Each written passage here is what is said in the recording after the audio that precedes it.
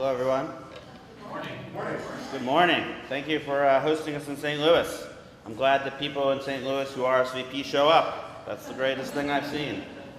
It's great to be in a room at this wonderful museum, motorcycle museum.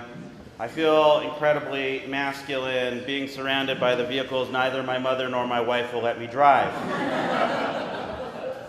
But, you know, I can just dream.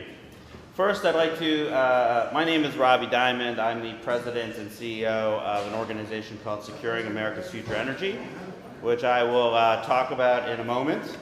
But first, as we start this interesting conversation, I'd like to thank our two partners, PTIO, which stands for Partnership for Transportation, Innovation, and Opportunity, which you'll hear about, as well as BioSTL, who you will hear from as well. We could not have done this without them, both financially and in terms of just organization. And we've really been privileged to do that. So back to SAFE for a moment before we get to the entire day's festivities.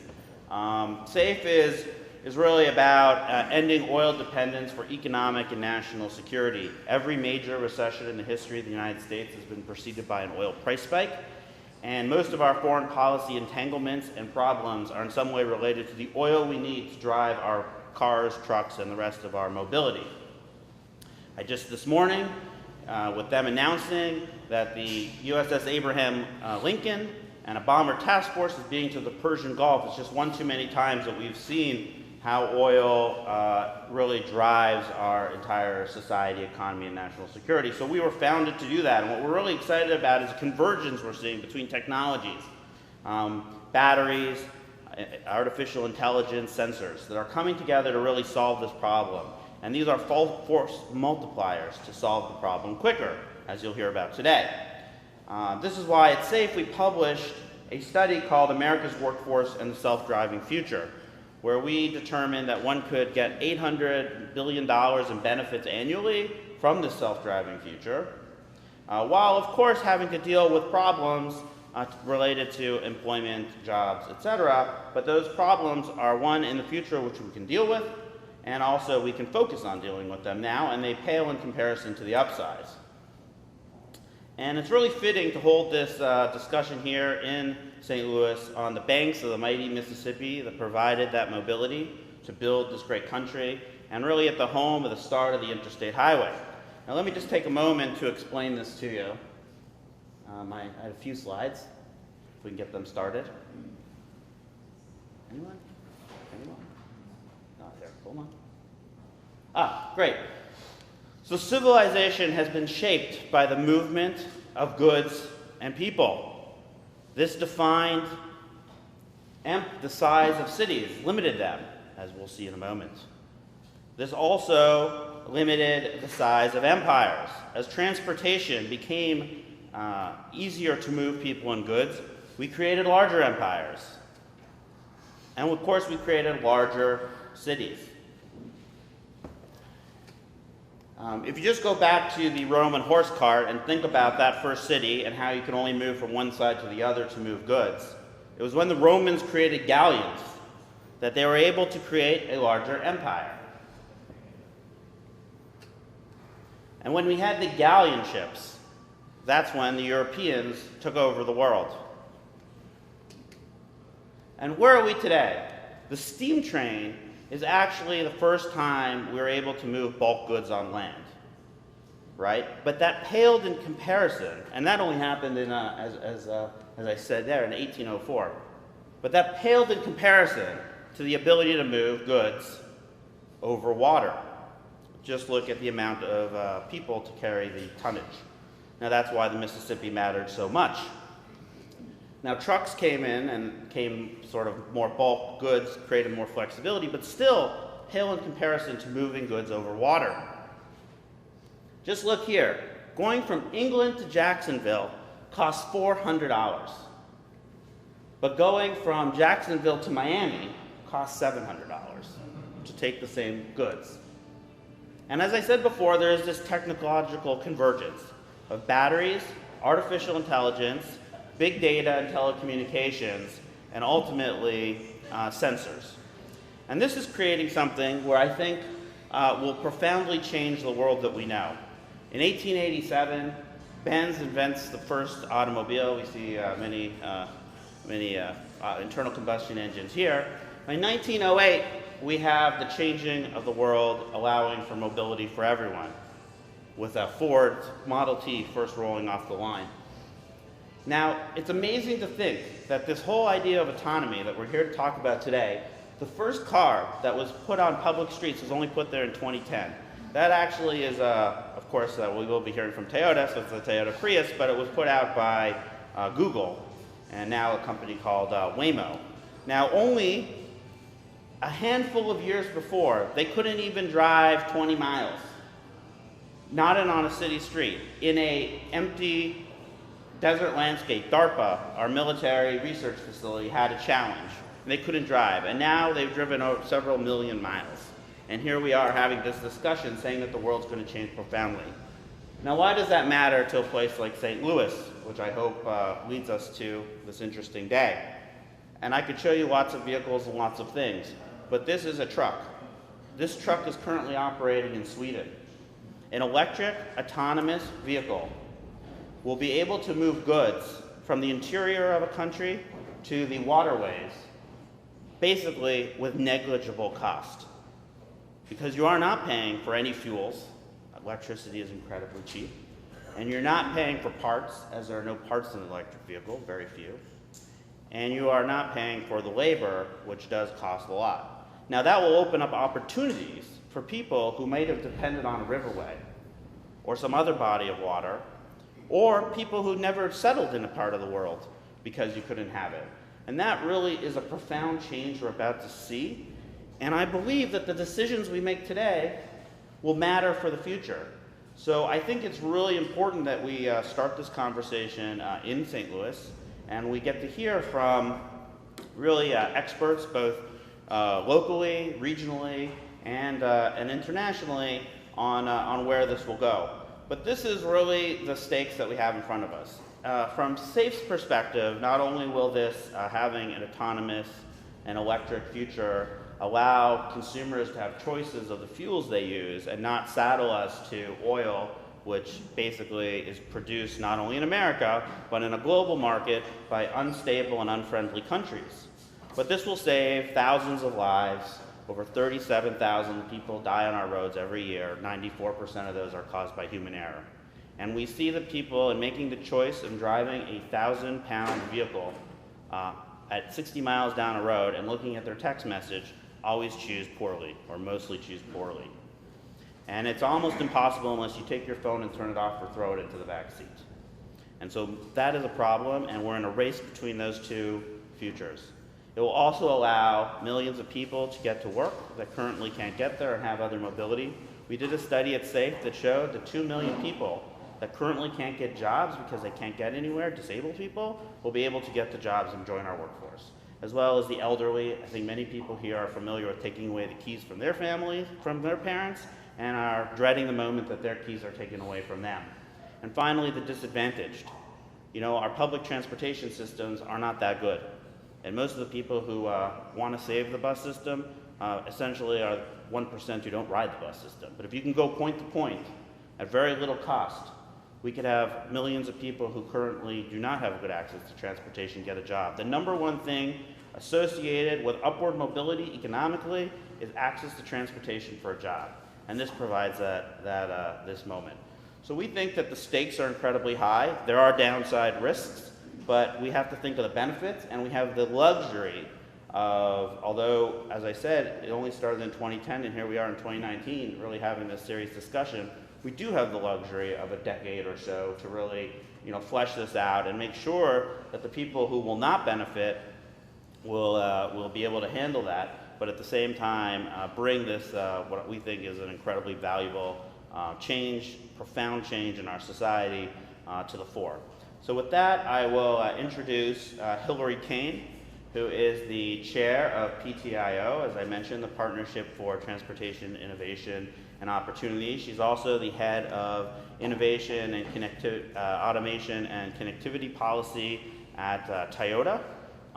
She is on the front lines in thinking about these profound policy changes and really cares that the changes we see in society are for the benefit of us all. So we really thank her for calling us and talking to us about coming to do this event in St. Louis and really wanting to start the conversation and continue the conversation mostly in the Midwest, but hopefully we'll see much more benefits than the negative side of this. So Hillary, thank you again for having us, and we look forward to hearing from you.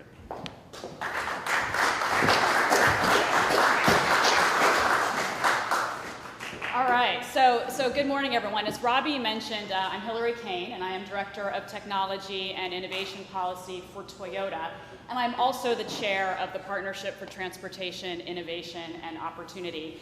And before getting started, I just want to thank all of you so much for being here today. We're really happy to host such a distinguished group of representatives from government and business and academia, and really look forward to a productive discussion and dialogue today.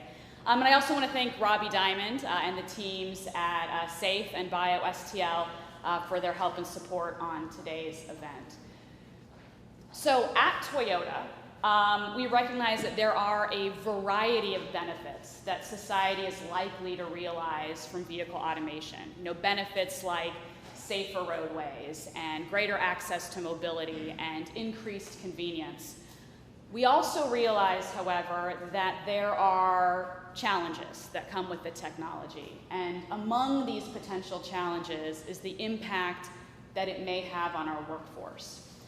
So understanding and addressing the workforce impact is what drove Toyota to join together with our colleagues at the American Trucking Associations, Daimler, FedEx, Ford, Lyft, Uber, and Waymo to form the Partnership for Transportation, Innovation, and Opportunity, or PTIO. So for those of you who are just learning about our organization today, we launched PTIO last June with the mission to advance automated vehicle technology in ways that improve the quality of life and economic opportunity for all Americans. PTIO was founded on a handful of principles, including innovation, knowledge, transparency, and action. So at our core, we support innovation and progress in the transportation sector. We seek to develop a well-rounded and comprehensive understanding of the impact of autonomous vehicles on the future of work. We are eager to foster open communication on this issue and to engage in constructive dialogue with policymakers, stakeholders, and impacted communities. And we are committed to promoting meaningful solutions for the workforce that can address or mitigate the challenges and enhance or grow the opportunities. So at the end of the day, PTIO is committed to fostering common sense adoption of automated vehicle technology, but we are equally committed to finding data-driven and evidence-based solutions that address the technology's impact on the workforce. So these solutions cannot be data-driven or evidence-based without data or evidence. So to that end, PTIO recently released a guidance document, which is in your packet, that outlines our research priorities. And these priorities will help us, all of us, develop the understanding that we need to responsibly plan for the future. And they're focused in three main areas that I want to touch on very briefly. So first is examining the workforce transition. So although some research has already been conducted on the extent and timing of potential workforce impacts, PTIO believes additional research is needed in some key areas, including into the new workforce opportunities that may arise when autonomous vehicles are deployed, and how impacts may vary by region. Second, understanding training needs and delivery. There is much we need to learn and understand about the training and retraining that is needed to help with the transition, including which training programs and program components will be most effective and what deters people from taking advantage of training programs that are already in place and available to them. And finally, studying quality of life improvements. additional research should be conducted to get a better understanding of whether and how autonomous vehicle technology can improve working conditions in existing occupations and potentially, as Robbie hinted at, meet the needs of people whose career opportunities are currently limited by lack of transportation. So right now, PTIO is in listening and learning mode. We are reaching out to stakeholders throughout the country to advance this conversation and engage in a dialogue about the path forward, and that is what brings us to St. Louis today. You know, Missouri is a state with a strong history of collaboration among business and labor and the public sector, and has an active and engaged workforce, which includes 140,000 trucking industry jobs, representing 1 in 17 jobs in the state, and others who make a living as bus drivers, and taxi drivers, and chauffeurs.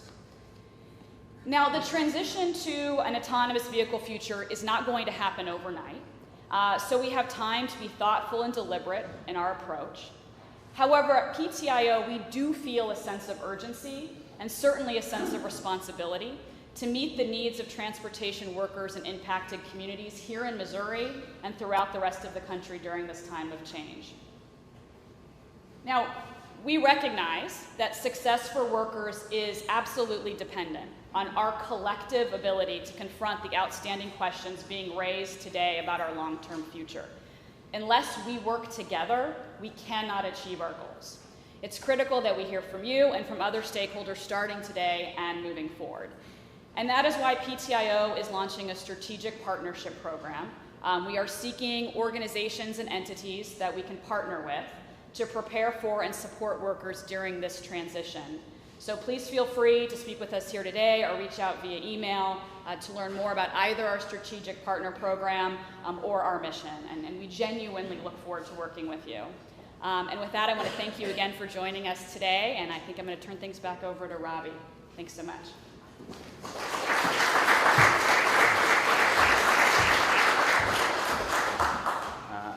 Well, thank you very much, Hillary. As she says, we have time, but hopefully not too much time, as the stakes could not be higher. I'm here with lots of dates, and so a date I will say is that in 1903, it took a person 63 days to drive across the United States of America.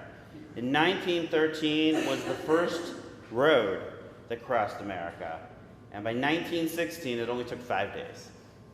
And with that, we ask the question why we're in St. Louis. And hopefully we'll get the answer from Don Rubin. And Don is the president and CEO of BioSTL. And as I mentioned before, St. Louis is the home of the first state to start work on the interstate highway. And I think that represents, and you think of those dates and how long it takes to drive across the United States. A common friend of ours, a guy named Alex Roy, has done it, I can't remember the exact time, I think it's 33 hours. As the Cannonball Run, if you saw that great movie. He's tried to relive that several times, and I think he's down to 33 hours in an internal combustion engine and something like 60 hours in an electric vehicle, and that he has to charge on his way across the country. But he can charge on his way across the country, which many people do not know. So with that, I invite the president and CEO of BioSTL, which is really a leader in innovation in this community, to speak about why St. Louis. And thank you again for hosting us, Don. Look forward to hearing from you.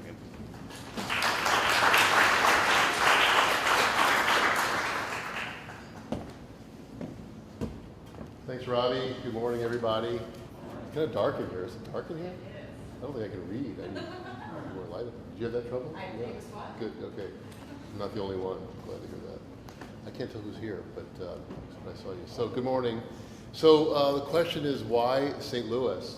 And to that, I might add another question, why BioSTL? Why is something called BioSTL hosting and co-convening a dialogue about autonomous vehicles? Well, first of all, a word about BioSTL, and then more back on St. Louis and Middle America, I think. First of all, you know, we at BioSTL have always thought about innovation very broadly. About the infrastructure, the ecosystem, the economy in St. Louis. It's true that our initial focus, when we started about 18 years ago, was on what our founders viewed as the strong suits, St. Louis's strong suits in medicine and healthcare, in agriculture and plant science. It's also true that our investment arm that we call the Biogenerator still remains focused on those domains, creating companies and building startups in healthcare, medicine, as well as agriculture, nutrition, food, areas that we broadly think of as life sciences or biosciences. But BioSDL, through our work in policy, in STEM, in global innovation sourcing, have for a long time worked well beyond those domains of bio. And we think a lot about St. Louis's place in the country and St. Louis's place in the world through a lens of innovation. About a year, just under a year ago, I was in Amsterdam at was called the Startup City Summit. There were representatives from 90 cities, I think, around the world. St. Louis was the only city from the United States between the coasts that was part of that, helping to establish the awareness of St. Louis as a center of innovation. Just a month ago, I was in Mexico. Our friends from the local World Trade Center invited me and to the World Assembly of World Trade Centers, where I was invited to speak about St. Louis as a case study of an older industrial city transforming itself through innovation. And when I was in Mexico, I talked about the arc of history in St. Louis through innovation, from our rise through a period of stagnation and now reinvention. Going back over 100 years, 150 years. Oh, lights are coming on, I think. As long as the music doesn't come back on. 19th century, the pioneering spirit, gateway to the West, full of creativity, entrepreneurial spirit. Many of what would become St. Louis's major corporations for the next 100 years were established during that time. Companies like Monsanto and Anheuser-Busch and Ralston Purina. And just inspired by these slides we were just looking at, many people don't realize that 100 years ago, and actually not around this neighborhood, St. Louis had over 200 car companies based in St. Louis. It's really pretty amazing. But momentum waned, stagnation set in, and why did that happen? There was a lot of reasons, a lot of historical arguments, but one important reason is that there was a lack of competition. There were very few companies present in any given industry, especially after World War II, the destruction in Europe, the destruction in Asia. There was very little competition and very little pressure on our corporations to innovate and to find ways to increase productivity. And we paid the price for that. I will say that St. Louis is not alone in that. In 1955 is when the Fortune 500 list was established. The 500 US companies by revenue, largest companies by revenue, in 1955. Today, less than 12% of those companies remain on the list. The other 88% have either gone out of business, have been acquired or merged, or just fallen off the list. So innovation has played a real important part in that story. So the reinvention of St. Louis is happening today, in my view. It's driven by innovation and entrepreneurship, and we've experienced a culture change. We're back to a place where we celebrate entrepreneurs, where we support entrepreneurs. A lot of folks in this room are among those who support entrepreneurs. I-10, I saw Emily as the list, I don't know if she's here, March Grants, but there's a lot of entrepreneur support infrastructure in St. Louis that wasn't here a decade, 2 decades ago. So St. Louis now is a place with great innovation. We have great startups. We have great corporations. We have great academic and research institutions. But it would be foolhardy, I think, to think that all the best innovations, or all the innovations that we will need to be competitive and be successful, are going to originate here in St. Louis. St. Louis needs to be connected nationally and globally. So our BioSTL's initiative, international initiative, we call Global STL. Global STL is one answer to that. We source cutting-edge innovation from top hubs around the world. Many of those in St. Louis know, of course, that we've been doing a lot of work with Israel, as well as various places in Europe, South America, and Asia, to partner with St. Louis corporations, so bringing top cutting-edge innovation to partner with St. Louis corporations and health systems to bring value and competitive advantage to our local entities. We don't want to wait for innovation to start on the East Coast or the West Coast, or global innovation to come to the coast and trickle its way to the Midwest several years later, and we find ourselves behind the curve. Sometimes it's in the Midwest culture to be risk averse, not be first. We see corporations who we bring innovation to, who say, well, who else has tried this? We want to make sure it's tried and true before we jump in. It's kind of the show me state mentality. That can be good or bad, depending on the circumstances. But through Global STL, we're seeing really some very exciting progress on that front. St. Louis entities are becoming, in many cases, the first in the United States to adopt some global cutting-edge innovation. And so we're happy to see that trickle outward to the coast over time. Now that primarily has been taking place in the areas of healthcare and in agriculture technology. It remains to be seen where this autonomous vehicle technology, today's subject, will take hold, where it will accelerate, who will lead it, who will find ways to disrupt, to increase productivity, and to gain competitive advantage. We'd like to see St. Louis and the Midwest be in that game. So we are delighted to be part of bringing this important national discussion to St. Louis. And I look forward to the panel. I look forward to learning a lot more, because this is not an area where I'm well-versed. And I encourage all of you to engage in the discussion. And thanks for being here. Thanks.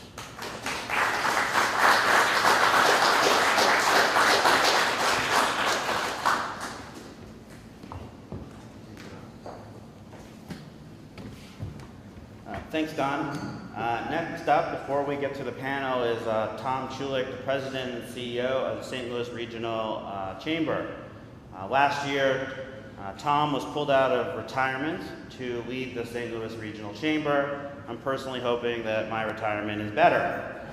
Although I would say that arguably Tiger Woods was pulled out of retirement and he won the Congressional Medal of Freedom, so Chuck, you have a lot of work to do. Although before that, he was the chairman, CEO, and president of UMB Bank, where he had compounded growth rates of over 24%. Let's hope that he brings the same type of compounded growth rate to St. Louis. Chuck, Tom, thank you.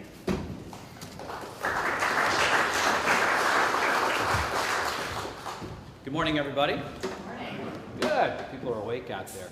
You know, one thing that hasn't been mentioned yet is St. Louis was the first North American site for the U.S. Olympics, or for the Olympic Games, period. So our history goes back quite far. My story is really how do we bend the trend lines that are occurring today? And I would argue that, and many of you would probably agree, that history has a way of repeating itself. You know, we've heard the stories of the proverbial buggy whip and horseless carriage. I guess that's appropriate for this morning. But I was also thinking about what else in history had technology changed. And I don't know if those people remember, I don't remember, my parents told me this, about the Iceman. And there used to be an ice truck that would drive down the street and bring big blocks of ice up to the third floor of many of the apartments. And then refrigerators came. So what happened? So there is innovation, there is technology. So what I want to talk a little bit about is how there is a disruptive force with technology. And when we take a look at a McKinsey study, which was the Global Institute report on the impact of digitization on the U.S. economy and the speed of technology-induced skill displacements, it's projected to double over the next decade. 50% of the workforce activities could be automated with existing technologies, but only 15% are actually adopting today those automations. As a result, there's more than 30% of the U.S. workers will need to change their jobs or upgrade their skills significantly by 2030. So when we get to the end of this year, what's New Year's Eve going to bring us? 2020. It's not as far away as you think. 65% of today's primary school students will hold jobs that don't even exist today. Think about that for a moment. Don't even exist today. But forget about tomorrow. Here in St. Louis, we're already embracing new and innovative workforce development and talent attraction and retention efforts. So necessity is frankly the mother of invention. And St. Louis has moderate, strong economic growth in certain key areas, but our population is slow and we have low unemployment, which makes talent the top issue for St. Louis businesses. And it's a critical issue that the business community, frankly, has gotten behind rather aggressively. So here in St. Louis, we're ahead of the curve when it comes to talent and workforce. Now, when it comes to workforce training, many people think that only it's tradesmen in specific positions with licensing and certifications when you think workforce training, which honestly, you know, it still exists. There's skilled tradesmen in St. Louis. They're snapped up immediately. Just a few miles north of here, Rankin Tech has about 1,000 students that graduate every year.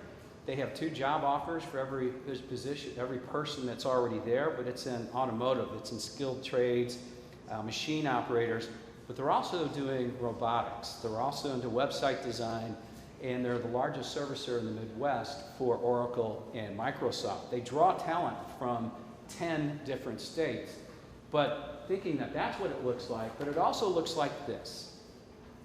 And that's workforce training as well. And this is a photo from Launch Code. And those that are familiar, or maybe those that aren't familiar, Launch Code brings people in and teaches them how to code in a short period of time, and then places them in paid apprenticeships with local companies who have a chance to hire them. What's the difference here in this from the traditional model?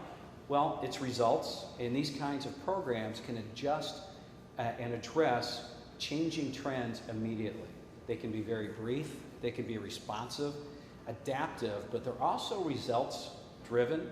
So it works well in St. Louis because it needs to be urgent, but we have a business community that's really behind innovation.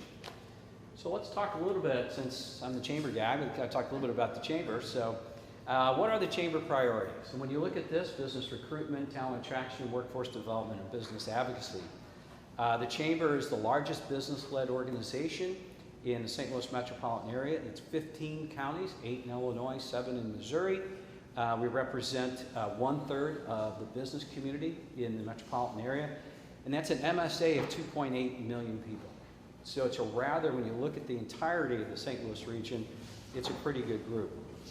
But we take our cues from the business community. And what's important for them is how do we have economic growth in our community. So our main focus areas, as I said here, is business recruitment, and I'll talk about the St. Louis Alliance that we launched at the end of January, talent attraction, workforce development, and business advocacy or public policy efforts. And we're focusing on these areas because this is what we need to move the needle. And I'll talk about all 4 of these today, but I really want to zoom in on talent attraction, workforce development, because if you want to embrace a disruptive and an innovative economy, you have to have the right people doing that. So we developed some data. And St. Louis won a Walmart Foundation grant through the Graduates Network to conduct a large employer and employee survey on talent and workforce development. So St. Louis had the highest response rate ever for this survey across the country in the history of the program, and it's an example of just how important this is to the St. Louis community. So let me explain a little bit of the stats here. You'll see 66% feel that the metropolitan area is very positive on economic conditions. 86% are preparing for moderate to high growth, and 94% are hiring full-time positions. And I think this is true across most businesses. The most difficult positions to recruit from are STEM, but most in demand in our region are nursing, IT, and FinTech. So we began to ask a few questions. And when we take a look, and that might be a little difficult to read, but what it says at the very top, I'll help you out a little bit, is 53% of the competition comes from reasons why hiring is difficult. It's competition from other employers, low numbers of applicants, and then lack of the right skills. What we learned from employers is this. It's just a few years ago, the reasons hiring people was a challenge was for hiring the right skills and right education. But today, it's the employers are losing talent to other employers. Fewer people are applying, and qualified candidates are not within their pay range, they say. So there's poaching from one business to the next. Now, that's great news if you're an employee, but it's tough on companies who want top talent to help their organization succeed and grow strategically. And this is a situation that's plagued not only the St. Louis region, but many of our communities across the United States. So naturally, attracting and retaining talent is absolutely critical. And one of the best ways to do that is offering opportunities to grow in your careers, and we want to help them learn. And when you grow in new jobs and new technologies, we can see what's going to be happening here. So what is happening? So rather than this being an employee-driven to stay relevant, the workforce development in St. Louis is employer-driven to keep their employees and help develop them to stay innovative. So let's ask some more questions. What are the reasons why employees do not take advantage of organizations' educational benefits? Well, workers, as you'll see, so if businesses are desperate to find and keep people, it makes sense that they would invest in their employees through ongoing education and professional development. But here's the deal. We found that the number one reason by far that workers do not take advantage of education benefits is that people are too busy or committed to pursue learning. It's too much to add another thing to juggle, another thing to triple task, quadruple task, and as employees told us, sometimes those benefits are not even applicable to their jobs, so there's really no reason or no incentive for them to pursue this. So let's ask another question. Does your company partner with workforce development organizations? Well, the first thought there is maybe the better option is for companies to partner with workforce development organizations to develop programs that are relevant and have low barriers of entry and provide higher incentives to employees. And right now, only about 25% or a quarter of responding companies partner with organizations. So obviously, lots of room to grow. Brings us to another question. Is your company willing to partner for workforce development? Well, good news is that 80% of the responding companies said yes. We are willing to partner with workforce development, and companies don't need to figure this all out by themselves, and frankly, neither do the employees or students. This is the benefit of being a part of an engaged and motivated business community. That there's a willingness to look outside the box and look at how we change and motivate talent and students to look at innovation. And just as important, we live in a region with incredible assets that make these partnerships quite possible. So how do we bend the trend? Here's how we're bending the trend in St. Louis. We're using employer-driven data and action-oriented regional talent initiatives to close today's workforce shortages, represented by the red circle on the left, and also anticipate the needs of talent for tomorrow, which is the blue circle on the right. So we have several steps to do that, and part of that is attraction, retention, and connection of talent within a 250-mile radius. 250-mile radius of where you're sitting today. So we have, and we're very blessed, and as Don mentioned, there were many, many companies that were located here in St. Louis, but we have a large number of companies. There are many more than this, but large base of companies who are attracting talent is their top concern are listed here, but there's lots of opportunities for people to grow their career and many companies willing to invest in that talent. The Chamber has over 1,000 members, and so this is just a sampling of some of the companies that are involved in talent and workforce activities. As Don mentioned, St. Louis is a hub for innovation, and Inc. magazine mentioned St. Louis as in the top 50 best places to work in America for starting a business. And they think about the turnaround city that has the Gateway Arch. It now has 200 to 350 active tech startups.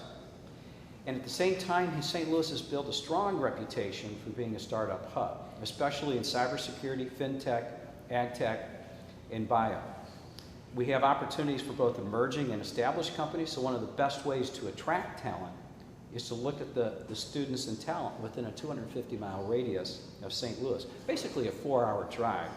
So it's reasonably close. They can be drawn to our region for the amount of opportunities that are here and also be reasonably close to home.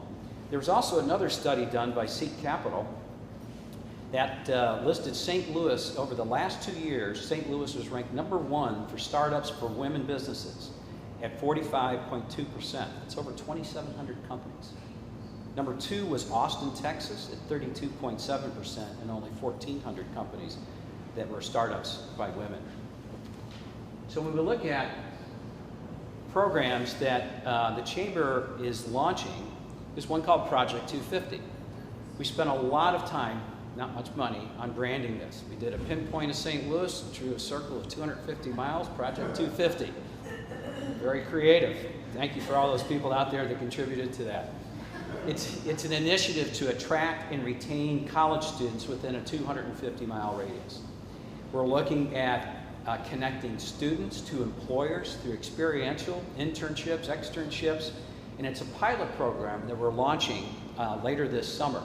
It takes a look at utilizing the great population of colleges and universities we already have here in St. Louis and keeping those students here in St. Louis.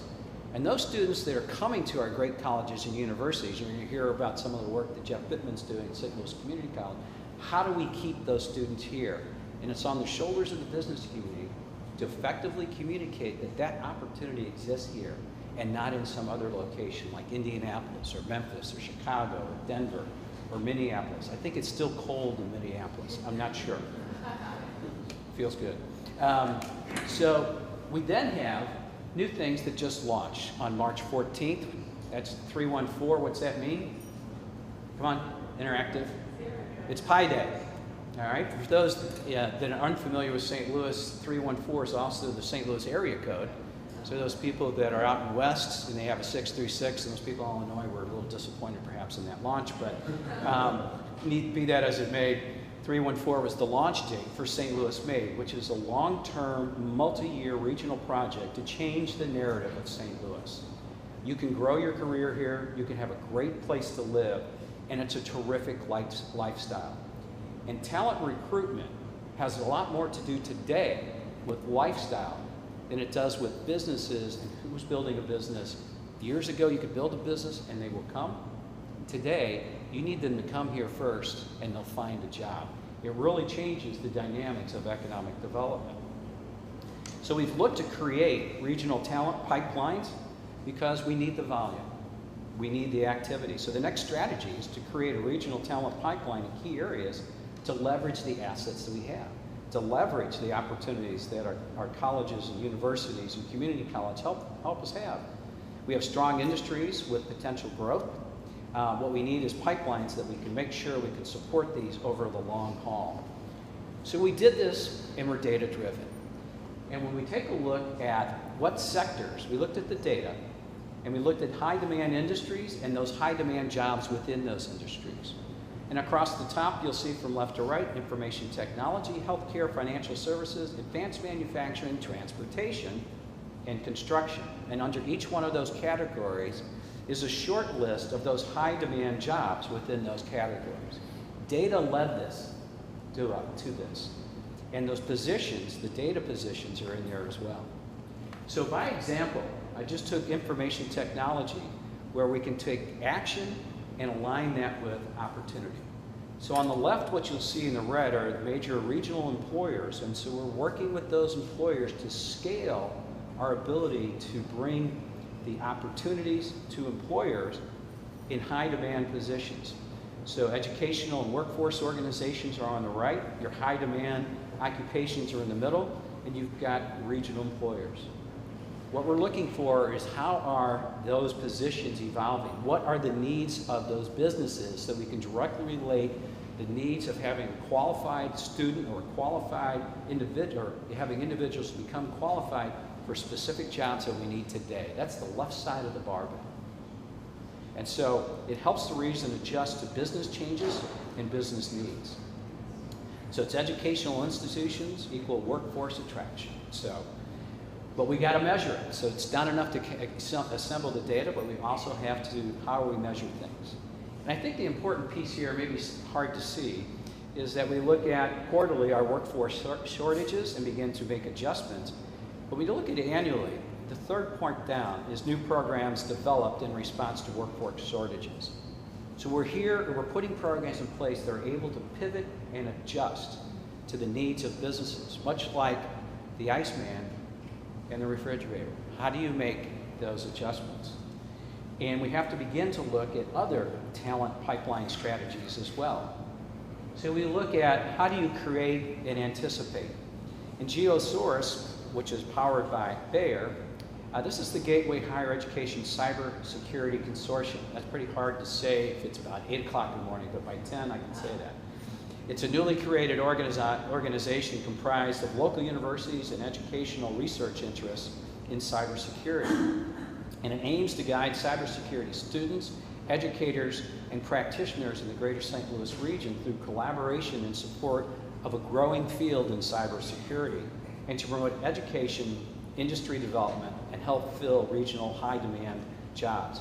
It's anticipating the needs of the future.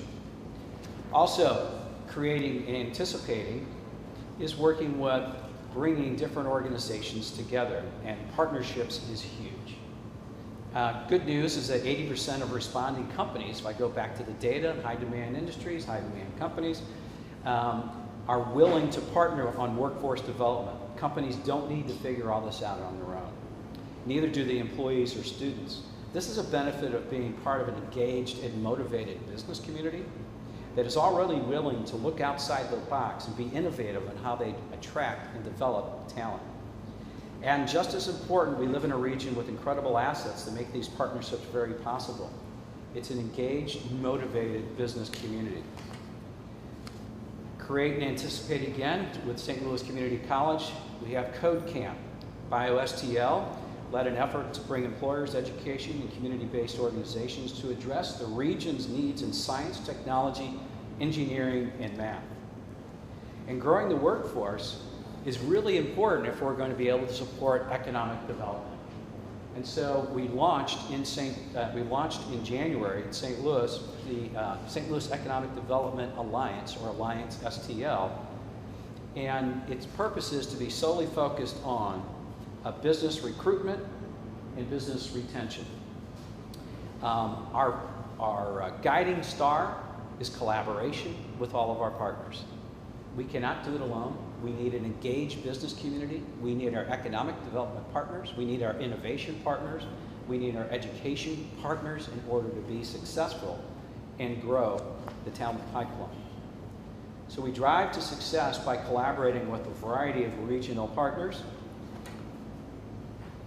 One of those is, again, the Gateway Higher Education Cyber Consortium, and working with Washington University, have set up several partnerships and using their resources in their institution to help grow and attract a talent pipeline.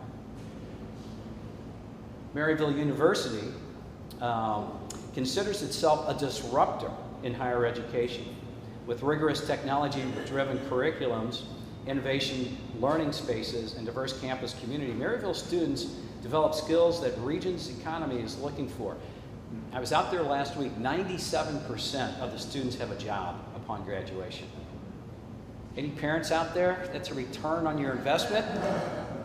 That does help reduce student debt because you have a job when you get finished. I tell people all the time, graduation is an event, it's not the outcome. The outcome is employment. Maryville Cyber Fusion Center, just one of the number of programs working directly with corporate partners, offers a flexible and adaptable curriculum. They can adjust their curriculums in 3 months.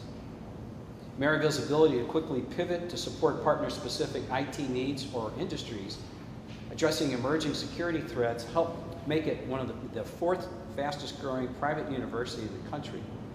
They actually have, and I don't think I have the title correct, but it's kind of a chief anticipation officer where they're actually looking and working with businesses that says what's coming over the hill and what are the things we need to be looking at from a curriculum standpoint that's going to fit the needs of our education So that talent is ready to be employed.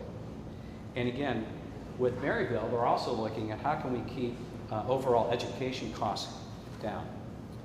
With additional collaboration to our good friend Don Rubin and BioSTL, led an effort to bring employers, educators, and community-based organizations to address the region's needs for science, technology, engineering, and math. And the St. Louis Regional STEM Learning Ecosystem is a collaborative consortium committed to equitable access to high-quality STEM learning for all students in the St. Louis metropolitan area. It's a youth-centered focus.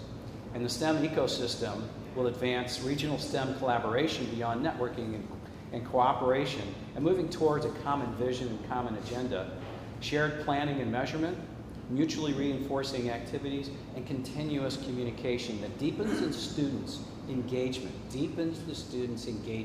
in STEM learning and prepares them to live and thrive in a globally connected and technology-driven economy.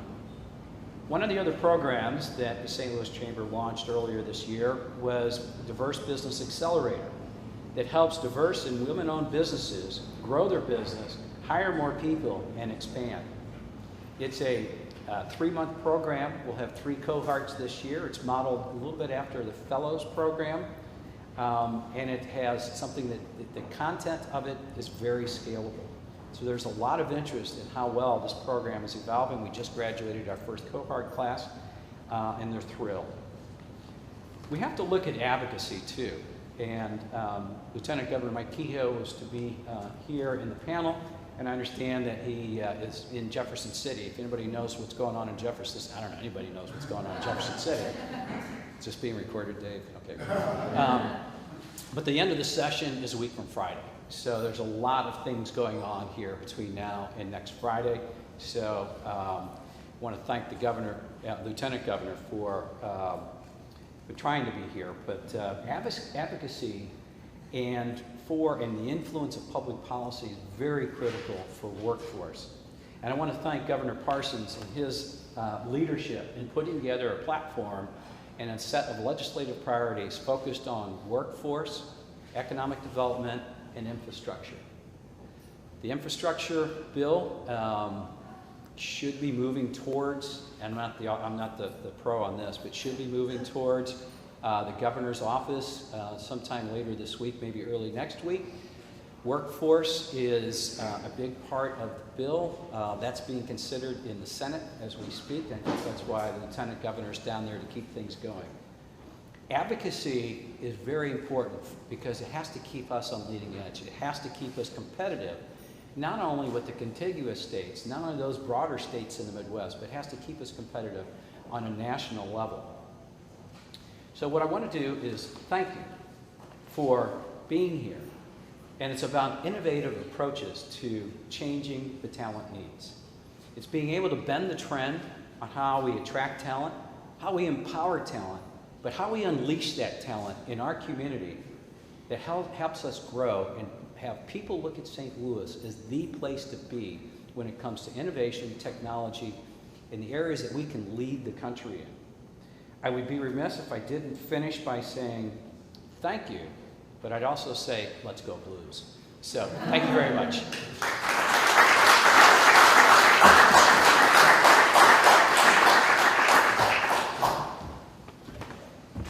Thank you. Thank you very much. Now we get to the today's main event. I think we're going to skip the break, but if people need to go to the restroom, you should autonomously take yourself out of here and deal with it. Pit stop. Okay, so end of the card jokes. Let me introduce the panel. I think we're going to move this podium. Oh no. I got it. Yeah. That would be unsure. Here's your model here. Here's your other microphone. Got that one. Here's your other mic. Okay. Guido, can you help out here? Thanks. Okay, so let me introduce everyone on this great panel. So first of all, we have David Nicholas, the business columnist for the St. Louis Post-Dispatch. He writes a column three times a week. hopefully we won't take all his time and he can work on his next one, or this will be the next one. Next we have Jeff Pittman, the Chancellor of the St. Louis Community College. At the community college, they have over 80 programs for workforce training, which is perfect for today's discussion. And they have over 50,000 students annually in the school. And then we have Mary Lee, who's Executive Director of the St. Louis Regional Freightway. She's got over 25 years of professional experience in engineering, in transportation management. And then finally, we have Amitai Benoim, the Vice President of Autonomous Vehicle and Mobility Safety at SAFE. Amitai has taught me everything I know. And then finally, we have a ringer that we brought in. It's Dan Meehan, of President and CEO of the Missouri Chamber of Commerce. With that, I will hand it over to David. All right, this working? Good. And we have got a couple of mics to pass back and forth as we direct questions at each of them. I'm going to start by having each of the panelists just a little bit about their institutions and how what they do might touch upon this issue of autonomous vehicles and how do we foster their adoption and help society adjust to them. We'll start with Jeff, since he's sitting right beside me. Jeff's been at St. Louis Community College since 2015. He's been the chancellor. As you just heard, 50,000 students. I mean, Tom was talking about workforce. The vast majority of these students, I think, end up working in St. Louis area. That is a big chunk of our future workforce right there. So, Jeff, tell us a little bit more about the college and what impact it can have on adoption of autonomous vehicles. Thank you very much for the invitation. Everyone hear me okay? All right, great. So I really appreciate the opportunity to be invited to this event. This has been fascinating for me, a learning experience as I really have been studying about this new disruptive technology. It seems like we keep having more and more of them over time. But I think there was a good analogy in some of the documentation I read about other disruptors, things as maybe in our minds as simple as the interstate system when it came through. That was already discussed a little bit. Also the internet and what that meant. But a strong, vibrant community college is absolutely critical to an area that wants to be innovative and be competitive. I think Don Rubin did a great job talking about some of the history of St. Louis and how we kind of rested on our laurels and we paid a big price for that. And we can't do that going forward. We're making a lot of really good changes. One thing that the college does a very good job with is that each year we publish the State of the St. Louis Workforce Report. We focus on several sectors. This past year we focused on IT, healthcare, and financial services. I think that was 3 of the 4 items that were talked about by one of the presenters earlier this morning. But what we're learning in each of these industries, in the middle skills arena, which is more than a high school diploma but not necessarily a 4-year degree, is really in the community college sweet spot. And in Missouri, over 50% of the jobs now are in the middle skills arena. And yes, 100%, for the most part, about 100% of our graduates stay in the St. Louis area upon completion of their degree or certificate. We have 1.2 million alumni in the St. Louis MSA that are here, that are either in the workforce, have gone on and achieved advanced credentials, and are in the workforce. We're very, very proud of that. But I think what we're doing in a lot of ways is repurposing how we're funded, moving more toward workforce development programs because we just see the critical needs. And when Don was up here presenting, he didn't mention what I think is probably one of the best educational models that could apply to an innovative technology like autonomous vehicles and the types of workers that we'll need in the future. And I kind of see this under the AI umbrella and where that's all going. But with the biotech program, we have 2 biotech programs up at Danforth Plant Science Center. We're in a building that's called Bridge Park. We offer a bench technician program and an associate degree program in biotechnology. Those programs have internships with the startup companies in biotech. So we're an innovation hub. Don and his team has done an incredible job of bringing in new companies, and the CEOs tell me without that program, we simply could not exist. We wouldn't have a pipeline of workers that we need. I really see that model transferring into autonomous vehicles and other disruptive technology. And my hope is, now that I am a St. Louisan, I've been here 4 years, I think that makes me official. Absolutely love St. Louis, want to see it do well, see all the incredible potential here. I believe the college is poised to follow that model in a lot of different ways.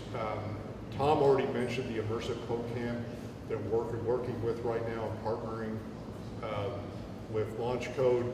I see, in regards to what community colleges need to do in the future, is create those direct pathways to the types of jobs and careers that are available. And you saw the statistics of all the people that are going to have to be retrained. Any new technology puts stressors on the workforce in 2 ways. One, I'll just say this and I'll be quiet and pass the mic.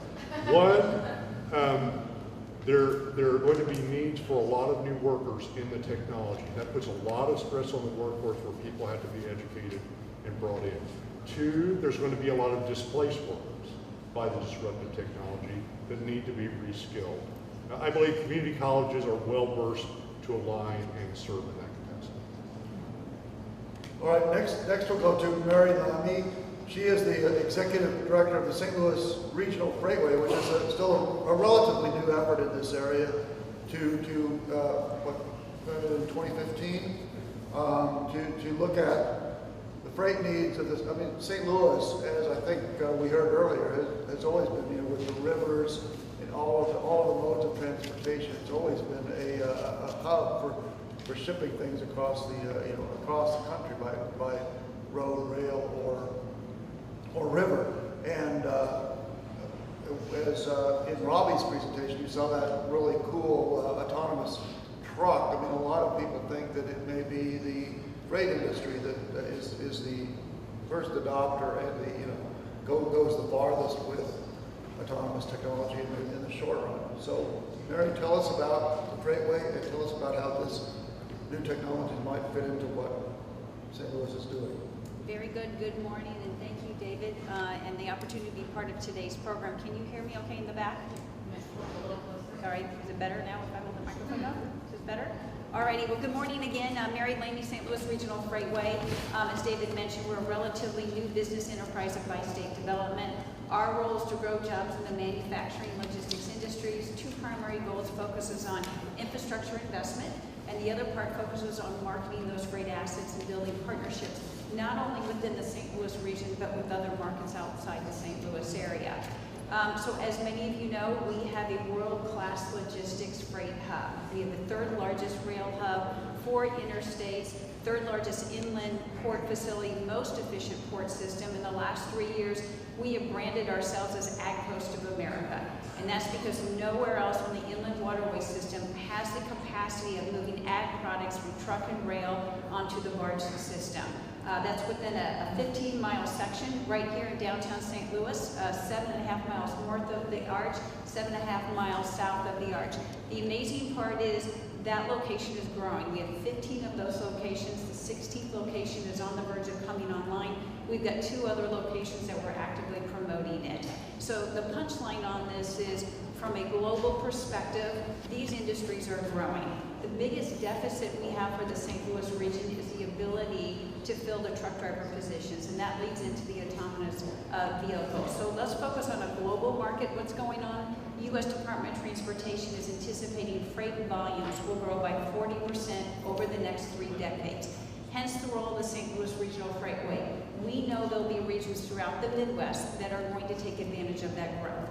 And so we need to position ourselves very well. And so that's where our role is, making those partnerships regionally and nationally. Globally, the steamship lines, so those very large ocean vessels that are moving across the world, moving those containers, in the last 20 years, the number of containers that they can put on those vessels is almost double.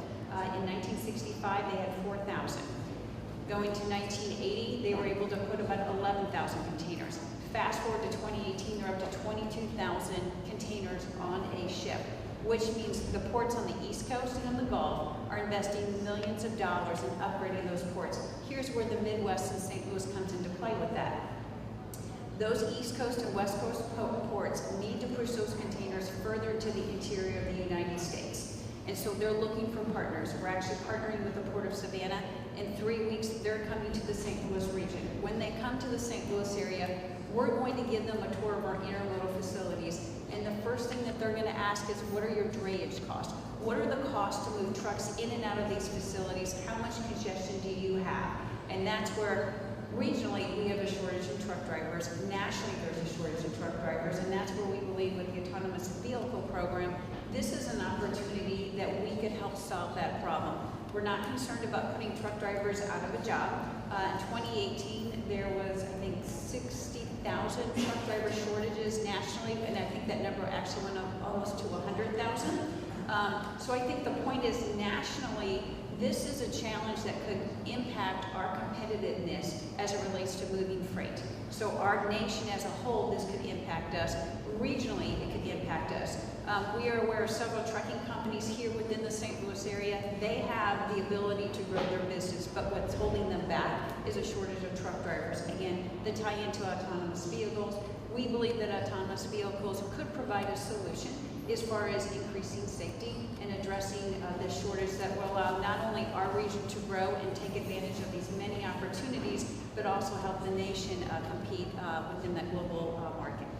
All right. Next is Amitai Ben-Nun. He is the Vice President for Autonomous Vehicles and Mobility Innovation at SAFE, our presenting organization today. Amitai is a PhD in theoretical astrophysics. He's worked for the Energy Department as a fellow. He's worked on Capitol Hill, so he's got a good window on both the science and technology and the policy aspects of this issue. So Amitai, tell us more about SAFE, its role, and why you're interested in the Midwest here. Sure. Well, good morning. And first of all, I want to thank Hillary and Maureen and the PTIO team for helping us put together, along with Don Rubin and the BioSCL team.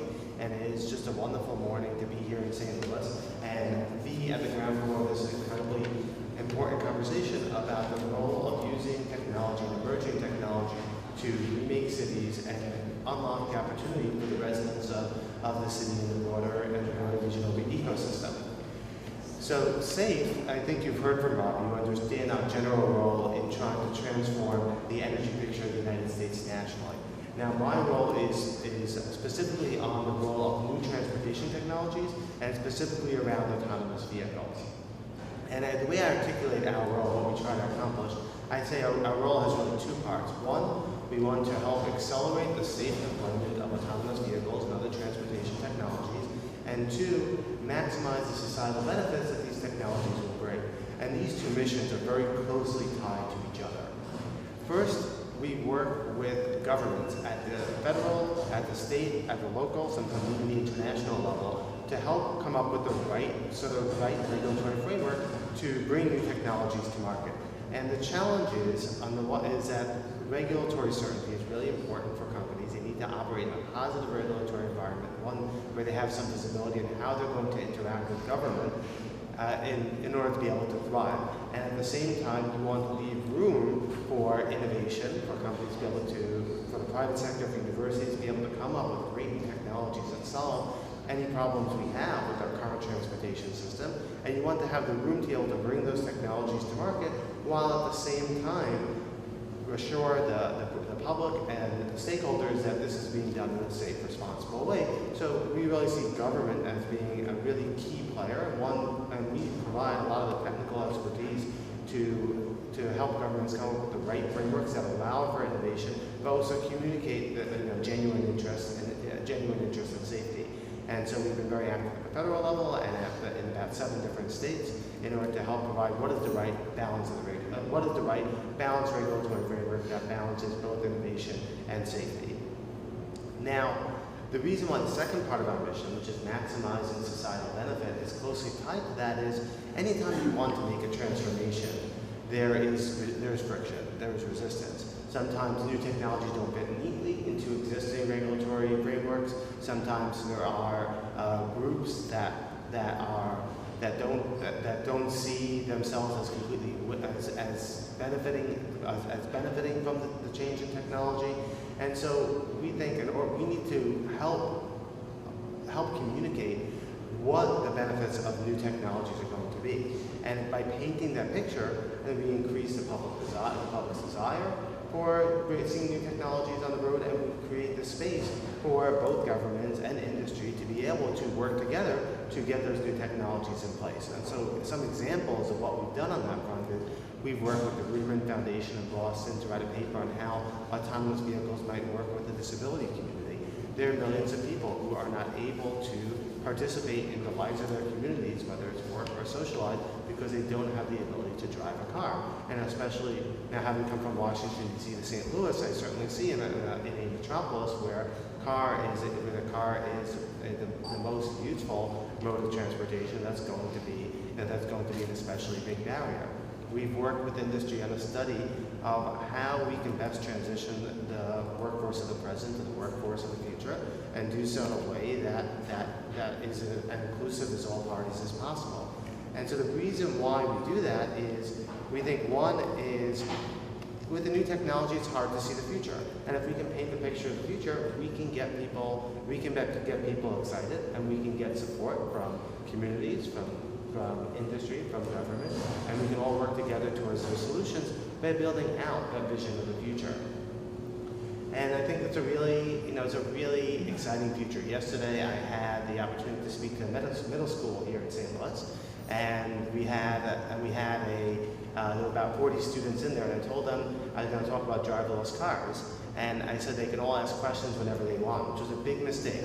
Because I don't think there was a single kid in that room who did not ask a question, or did not have their hand up the entire time to ask questions, because there's an incredible thirst, and incredible interest in the technology. So I hope we'll talk about in the next hour or so is around what the role of governments are, what the role of government and regulation and community support have in bringing forward some of the positive changes that technology can bring, and as well as what we can do on the community side to build that sort of talent and unlock the curiosity of the next generation to build the workforce that we need to unlock our future. Okay.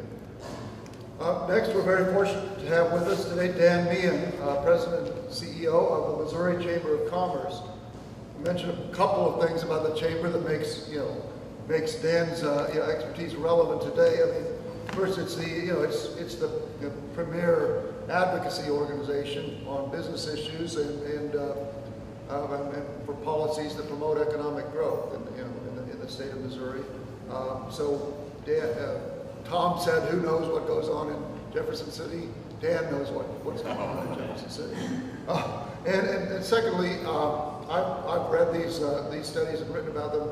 2 years ago, the Chamber launched a Missouri 2030 series of studies. It was the point was that at that time, kids who were entering kindergarten that year would be graduating, potentially entering the workforce in 2030.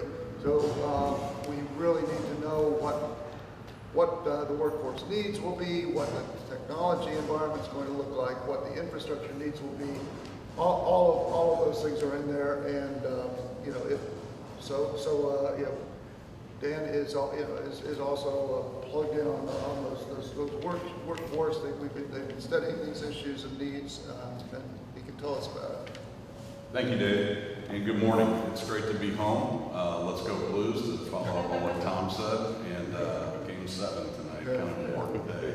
But as Dave was referencing, we launched into a study called Missouri 2030, and it's a strategic plan for the state to look forward. We started into that, in essence, about 5 years ago. And to do so, I'll cut to the chase, we brought on a gentleman named Ted Abernathy, who Ted ran the Research Triangle in North Carolina. He's got his own economic consulting company that consults worldwide, and we have access to metrics, hundreds of metrics, whether it's graduation rates, state GDP, you name it, we can put our finger on it. We also contracted with the Gallup organization to do a minimum of 1,000 interviews with CEOs across the state of Missouri, one-on-one interviews, and they ended up with 1,050 interviews conducted. They talked to 20 site selectors, and what that gave us was a set of data that was absolutely bulletproof, that we took to the people running for governor at the time, to House and Senate leadership, both sides of the aisle, and said, here's where we stand. And some of the numbers weren't that flattering. When we started this from 04 to 14, Missouri was 42nd out of 50 in job creation, 43rd in state GDP, and 39th in per capita income growth. And if that's okay, I go away. But if you want to do something about it, that's what we're about at the Missouri Chamber. We are the state's business lobby. We have about 3,000 members statewide, small, medium, and large employers. And we function with the legislature, with the courts when we need to, with our congressional delegation, trying to push pro-growth policies for the state of Missouri. Dave referenced the reports that we issued. We started, the number one thing that we found from Gallup was, no surprise, workforce. And I like to say we were talking workforce before it was cool to talk workforce, but we saw the need to identify those paths to the future for the kids these days, and what do we need to do to secure that future. The second thing we came out with was a technology report. Now, I started off with the numbers 42, 43, and 39, and those are not flattering. We've got a good story to tell in technology. We are a top 10 state in technology jobs, and the trends are positive for Missouri. Obviously heavy in St. Louis and Kansas City, but all throughout the state. And if you look at some of the things that are going on right now, take it to the 60,000-foot level and then down to the trenches in Jeff City. But you look at the concept of Hyperloop, the idea of incredibly fast, futuristic transportation from St. Louis to Kansas City in, Andrew, 30 minutes? 28 minutes. And it's using current technology that's already proven. And these are the kinds of things that could put Missouri even further on the map for a technologically advanced state. We're already owning that space in tech in the Midwest, and things like Hyperloop, things like something that's just 5 days old, and that's the revelation that General Motors is considering up to a $1 billion investment in the Wentzville plant. That is going to be extremely advanced manufacturing. We're bullish on the future, especially in the tech area in general, and autonomous vehicles are a definite part of that. And I think a lot of times what we observe in the state of Missouri and in St. Louis is when we have a good news story, we don't do that great a job in talking about it. But this technology report is good news, and we need to find a way to penetrate the national discussion on that. Hyperloop, just one thing, but the advanced manufacturing that we have in the automotive sector. I know Tony Reinhardt is here from Ford, the GM potential that we have in the aerospace arena. We've got a great story to tell. We just need to do a better job of telling it. Okay, we've got about an hour and 10 minutes for the remainder of this program. So what we're going to do is I've got a number of questions I'm going to direct to the panel, and we'll try to save about as much as 20 minutes at the end for your questions. So if you've got a question, hold it until then. I'll try to make sure we get to as many of your questions as we can. I'm going to start with Amitai, just because we've been hearing a lot already from Robbie and others about autonomous vehicles, the promise. And I've seen in the media all kinds of predictions. I think Elon Musk said we'll have autonomous vehicles on the road by next year. And some other people are more pessimistic, as maybe as much as a couple of decades away. What's your perspective on that? And, how long do we have to prepare, and what kinds of changes do we need to prepare for?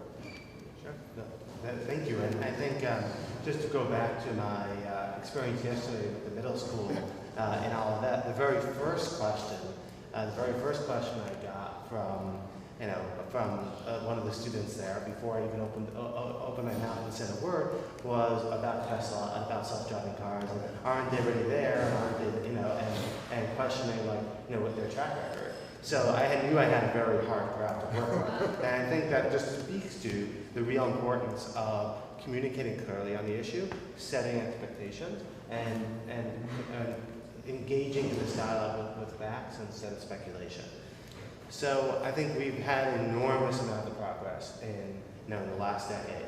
Now this went from a R&D experiment 15 years ago that was something that even a proof of concept wasn't there, to something that is a very real commercial project that just this morning GM announced the investment of another $1 billion in their autonomous vehicle startup. We're seeing links between Toyota and Uber to develop self-driving technology. We're seeing a lot of consolidation and investment in the industry because there's a very strong assessment that the technology is in a very advanced testing stage, where I think about 60 companies have permits to test autonomous vehicles on the roads of California, and some companies even have small-scale commercial deployments in cities where they'll have a safety driver in the vehicle to take over in case something is not operating perfectly. So we're really standing at the cusp, or at the period before this really begins to accelerate and have more of an impact. I think this is going to happen. I think most of the players I talked in the space are very, very responsible and very, very careful to say that this will not happen until it's safe, until they can be perfectly assured. They can be assured that it will perform at the right level of safety. And so the sense is over the next few years we will begin to see more and more experimentation in the border of 2 cities, and over time this will grow into a more widespread deployment. But just like any technology, and especially technology in the transportation world, the time to diffusion is measured in years and decades rather than weeks and months. So I don't expect you all to be getting into driverless cars all around St. Louis over the next year or so. But I think it's really a very exciting and dynamic place to be.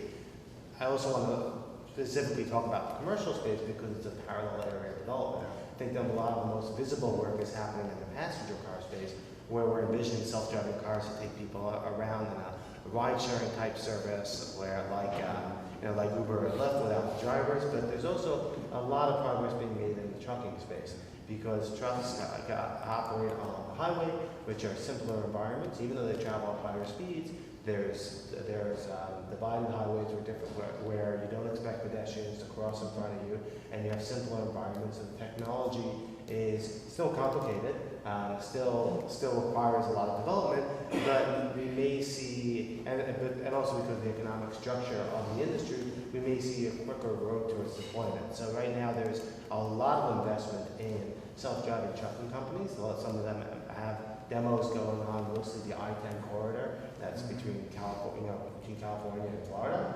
That's been the locus of activity, and some of them are talking about timelines in a small handful of years before they think they can go towards some form of unmanned operation. And so it's also a pretty exciting place to watch, and it's more of a B2B story, so it's not always as visible to the public. So that's kind of like that's what I say, the broad strokes of what's happening technologically. Well, Mary, is the freight industry here beginning to prepare for that autonomous future? I think we're almost to a point where we're beyond the point as far as preparing. It's something that we need to focus at this point in time. And again, that's because of the immense need for truck drivers. Again, national, global demand for freight moving through this area. I also think it's interesting when it's mentioned about these pilot programs that are going on throughout the nation for the St. Louis region. With all the great successes that we've had, we've got those global companies operating in this area. 2 years ago, Anheuser-Busch did the first pilot test in Colorado, where they had the truck travel across Interstate 70. I think what's interesting is the staff that was responsible for that first truck moving through Colorado, first ever in the nation. That staff was located here in St. Louis. And I think the point is, we would like to see that innovation and cutting edge and taking away with that type of technology here in the area. And Dan, are policymakers talking about this? Is this on the public agenda here? Not enough. I think right now it was mentioned that we're in the second to last week of the legislative session. Yeah. The Lieutenant Governor is presiding over the Missouri Senate right now, or he would be in this chair. So they're thinking about the here and now. So one thing that we try to keep in mind is two parallel tracks. One is the wolf's at the door. You got to take care of these things now. The other one is things like 2030. But things like autonomous vehicles, things like Hyperloop are closer than most people think. And I think to Mary's point about the demand will drive that solution to a lack of truckers. But the technology is there, and it's up to us to convince the policymakers that it is real and that we should go out and get what we can get out of it. So I think the challenge is very, very significant in the Missouri General Assembly, where you have a very significant rural-urban divide. There's people that look at St. Louis and say, we're not going to waste money on St. Louis. There's people in St. Louis that say, oh, well, that's just the rural guys maligning us again. And there's got to be a concerted effort to get people from all over the state at forums like this to get educated about it, because it's going to take that education campaign to get policymakers comfortable to take those necessary actions. I also wanted to add, in addition to having the private sector help champion it, and obviously we have those global companies here in the St. Louis region, but it's also important to know that it's a statewide initiative. From a freight perspective, we are partnering with other ports throughout the state. We're partnering with Kansas City, and then in addition to that, we're also partnering with other states. So it's one thing to have autonomous vehicles, but you can't have autonomous vehicles here in St. Louis. You can't have it just here in the state of Missouri. They leave the state, and that's where we're partnering with other states. And then to back up what Dan had mentioned, we have to have the regulatory agencies in place and the legislation in place. And that's the other thing that Colorado had that enabled them to have that first autonomous truck drive through their state. And that's where it was a public-private partnership, where that took 2 years in advance as far as before they were able to launch that. But again, I think for Missouri, with our role at a national, global perspective as it relates to freight, I think this is an ideal opportunity for us, for the St. Louis region, the state of Missouri, partnering with other states to take advantage of this technology. I want to add just a bit from a national perspective, and I think this is absolutely essential to. I think the point that was raised is really key. Is that sometimes a technology that's on the cusp of deployment but is not quite there doesn't always doesn't necessarily get the attention from policymakers that it deserves or it should. But that's a mistake. And I think history is filled with examples of technologies that were held back because policymakers did not have the expertise to realize on the front end just how impactful it was going to be. My favorite example of this was in the 1940s. AT&T wanted Spectrum for the first, cell phone network, and the FCC decided that the spectrum was better used for thousands of TV stations that were never built. And we're still having some of those conversations about spectrum today. But I think, for example, last Congress considered legislation on self-driving cars, And part of the reason we're having events like this is one of the reasons that stalled or legislation was limited was because of concerns about what it might mean, whether it's going to hurt workers or whether it's going to whether how it's going to interact with the state's abilities to set their own destiny. And we thought there were really good answers for that, and we think that there's a good conversations to be had around those topics. And that's we wanted to have that so that we could have cities and companies weigh in on and communities weigh in on the positive side. One comment I'd like to make in regards to policy, certainly at the state level, we need to be working to educate our policymakers. At the federal level, this is going to give me an entirely new topic to talk about with our delegation in Washington, D.C. With the advent of the Workforce Investment and Opportunity Act, we are not really funded where we need to be at the national level for the kind of disruptive technologies that are coming to this nation. We need to be on the hill telling the story over and over and over again. I mean, this is certainly a problem issue, digital issue for Missouri. It is for our nation as well, as we don't want to be left behind as these technologies emerge. To continue to be a front runner in how goods and services are transported and how people are transported. Good. Amitai, again, how do we, one issue that people immediately jump to when they talk about autonomous vehicles is will they be safe? And you talked about some federal legislation. Is that something that needs to be dealt with at the federal level, or do the states and cities have a role, either from a regulatory standpoint or an infrastructure standpoint, of ensuring that safety? I think the conversation has to start about what the status quo is and where we are. And the status quo is that there's 100 people a day who die across our nation in vehicle crashes. In fact, we were just put in touch with a high school kid from St. Louis who made a little science project where there's a website that takes a database from the federal government about every fatal vehicle accident, and it pops up kind of like every 15 minutes, it takes off another number, and it explains where that crash happened and why it happened. And about a quarter of the time, there's drunk driving involved. And if you include speeding and distraction, that gets you to over 50%. So that tells me that there's a lot of room for improvement, and we should be looking at new technologies coming down the pipe, like automated vehicle technologies and autonomous vehicle as ways to improve the safety of our roads. And I think that there's an absolute role for communities and government to articulate that should be a main driving force behind this technology, and that should kind of be. And I think we understand that to be the gating metric, and that vehicles should not be on the road until they're safer than a human driver, but they should also not be held to an unreasonable standard. Because if you hold an unreasonable standard, in the long term you're hurting more people then you're hurting more people by holding back the technology from that.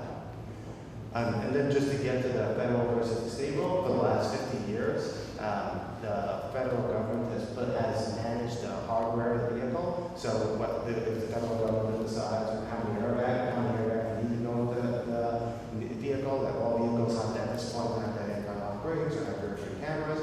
And this has just been a very successful paradigm. I think our roads are 5 times safer than they were when the National Highway Traffic and Safety Administration was first created, even the traffic has doubled since then. So I think the federal government needs to have a leadership role in understanding the regulations of autonomous vehicles, but I think there's a lot of room for states to implement them, to control traffic laws around them, to help them integrate and serve some of the underserved parts of our population. There's a huge amount of opportunities to use autonomous vehicles to help people with disabilities, to help older Americans, to be used in economic development. And I think that is really, I think where some of the most interesting experimentation has already happened and will continue to happen going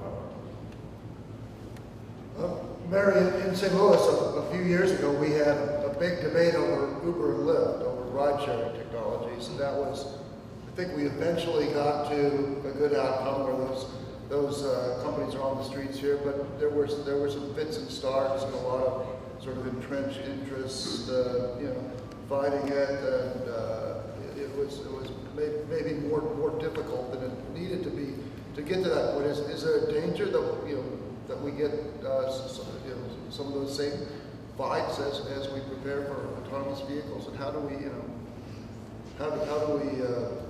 avoid that kind of thinking? I think anytime when we shift the model, change can be difficult, but I think with the steps that we've been taking with autonomous vehicles, it's incremental, and I think we're slowly building that trust and credibility. I also think that the demand is so overwhelming at a national level. I think industry leaders are embracing it. For the trucking industry, they're currently having the same dialogues again. They're not necessarily worried about losing truck driver positions. Their biggest interest is how can we stay competitive? How can we still be part of this program? We have the rail industry, we have the barge industry, but ultimately for the St. Louis region, over 45% of the freight that's moving through our area is by the trucking industry. And they're struggling getting people to drive those trucks. And that's where this technology has the potential to address the long-haul truck driver positions, which we think is fantastic. And then for the local distribution, that's where we still need the people in the trucks driving those trucks. So I think right now this incremental progress with these test programs, being able to demonstrate that there are successes with it, but also the industry doesn't really have much of a choice. We're on the verge globally of losing that competitive advantage unless we do something different, and that's where I think the industries are embracing these opportunities. So we need to get the legislatures, the city councils, and regulatory agencies to buy into that, to recognize that need. Though, I mean, Dan, do you think there's the mindset in the state capitol that Missouri wants to be a leader in new technologies like this, or are there kind of entrenched interests and yes, other worries that there's all the above. But Mary's right. The demand is going to drive this, and that's just simple supply and demand, basic economics. But the people who made covered wagons probably didn't want to see the combustible engine.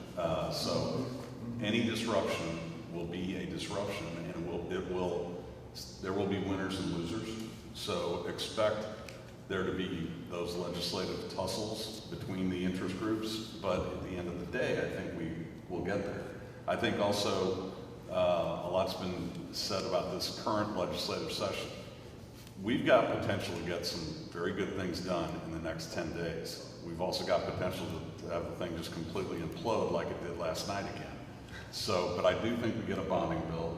I do think we get some workforce development. The bonding bill you're talking about for roads and bridges. Roads and bridges. And to Governor Parsons' administration, to Governor Parsons' credit, and to his administration's credit, they've been very forthright about saying that bonding issue is a Band-Aid on a patient that's got a bigger problem, and that's more funding for roads and bridges.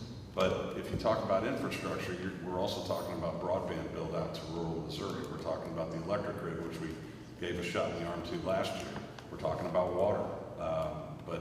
So there's always going to be those entrenched interests that are going to have to be dealt with. And I think it's incumbent on us as policy creators to say, okay, we see there's a disruption here.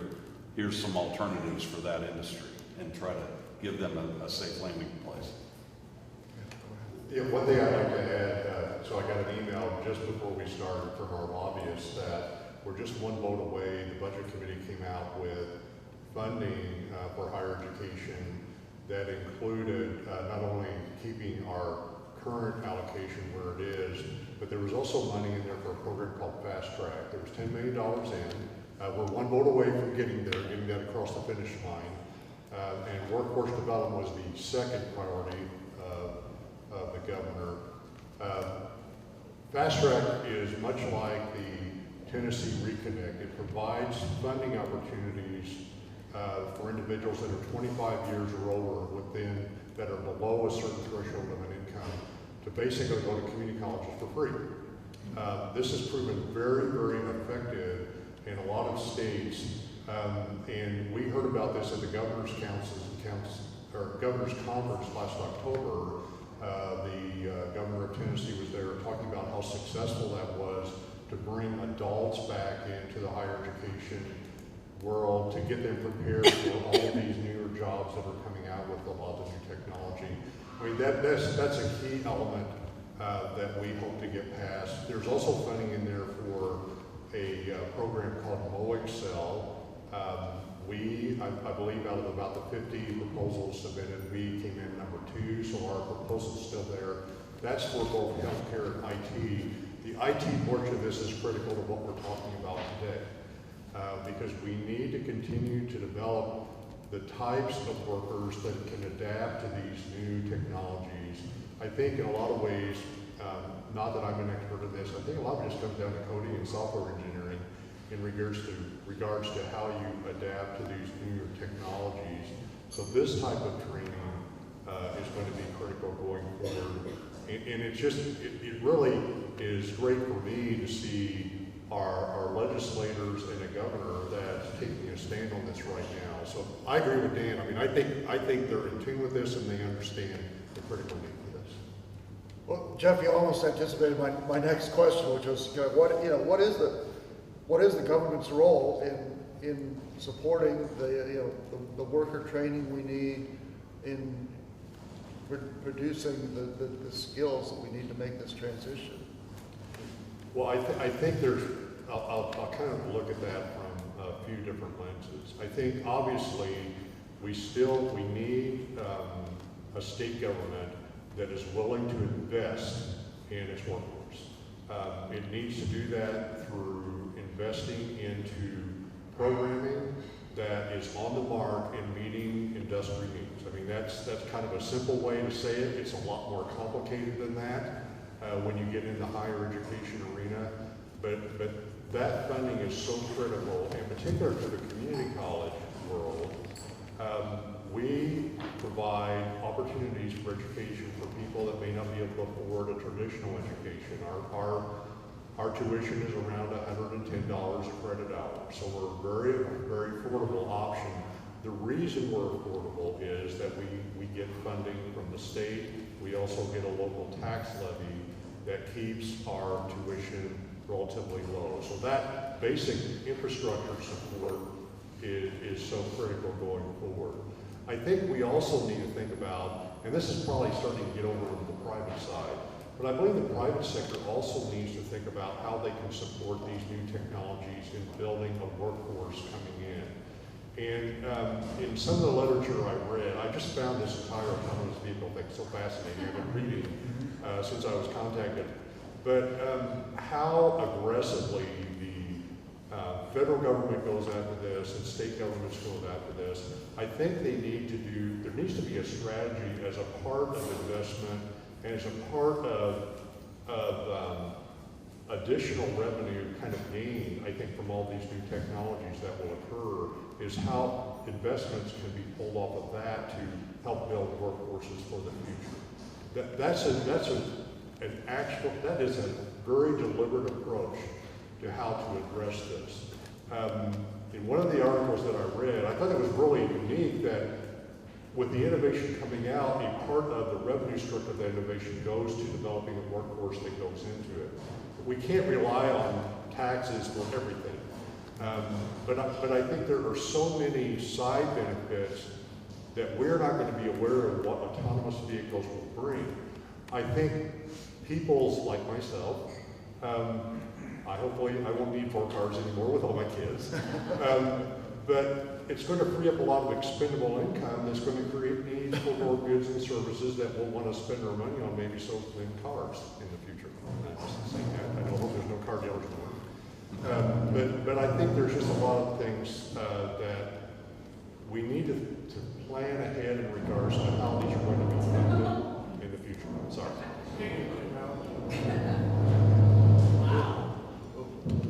It's applause. Well, applause, okay. Let me go back to infrastructure for a moment, just because Dan mentioned the Band-Aid approach that Missouri has taken to funding its roads and bridge needs. And Amitai, maybe you can weigh in, and Mary, are there infrastructure needs associated with autonomous vehicles? And if Missouri can barely maintain what we have, how are we going to move forward on meeting those needs? So I think actually I want to go back and go back to the last question about Sure. the government role in education and building out the workforce. And I think the reason why we've got involved in this issue is, as I mentioned before, there was no concern from interest groups and from labor groups and from representatives in Washington about the. Speak louder. I think we turned that off. Sure. Okay. So we got involved in this because there was interest from representatives in Washington, as well as from representatives of labor, around what the impacts of autonomous vehicle technology will be.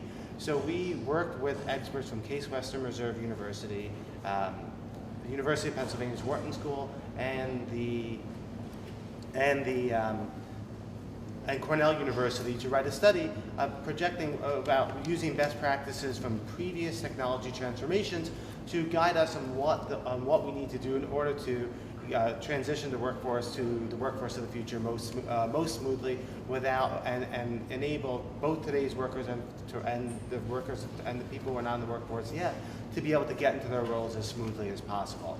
And so I think education is a big part of it. And I thought the presentation from the chamber really got to a lot of the really important infrastructure, because over time, the skills that are required to have jobs change. 40 years ago, no one needed to know how to use a computer to do their job, or a very few number of people needed to know how to use computers.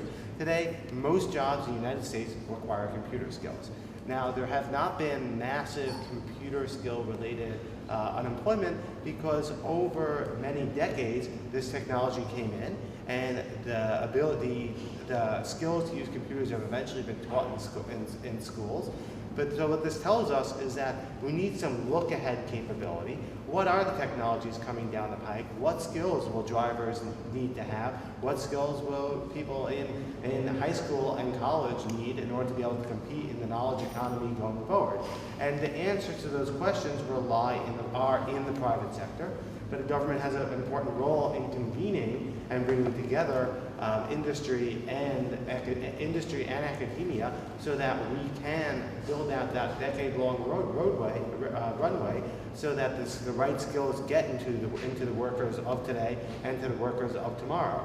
I think government's also going to have a key role in supporting the workforce during a period of transition. I mean, any transition, even a relatively smooth one, will not be perfect, and we need to be ready for that. We need to have support policies in place. We already have an existing base of workforce support policies, whether it's retraining or unemployment insurance. And I think we need to understand how those are part of a broader suite of tools and a broader approach that we're going to take to transition the workers of today into tomorrow. So I think I would urge you to read this report. I think it's written by some of the biggest experts in the field. It's available on our website and at avworkforce.secureenergy.org. But I think one of the things it does is it says that there is a broad range of ways that the private sector can get involved, the government can get involved, and everyone has a role to play in building not just the workforce of tomorrow, but the technologies as well. What about physical infrastructure? I mean, the roads need to be redesigned. We need sensors and different kinds of signage or signals. So I think that is that's a story that's still playing out. I think there are most of the autonomous vehicles being tested don't have a direct dependency on infrastructure. They need good roads. They need solid lines. They can't work on. You can't cross a river if there's no bridge there. So you need the same thing that you need for people and for goods. I mean, I think there's also a lot of potential around connectivity, whether through some direct vehicle-to-vehicle connectivity that's still being that's still being fleshed out. And I think is that there will, and in general broader cell mobile-based connectivity. So I think that these are all part of the broader story. We need to have, we do need to have physical infrastructure. We do need to have cell-based infrastructure. I think for specific projects, there may be specific connectivity needs. So I know there's one autonomous vehicle pilot in Providence and Columbus that have installed sensors on top of traffic lights, but those are those happen on a project by project basis. But as of now, if it's good for commerce in general, if it's good for moving people around, moving the goods around, that's the sort of investments we really need to be making. Okay, good. Mary wanted to weigh in. Yeah. So my comments first start at the intermodal level, and that's where each mode of transportation is dependent on each other in order to have competitive transportation costs.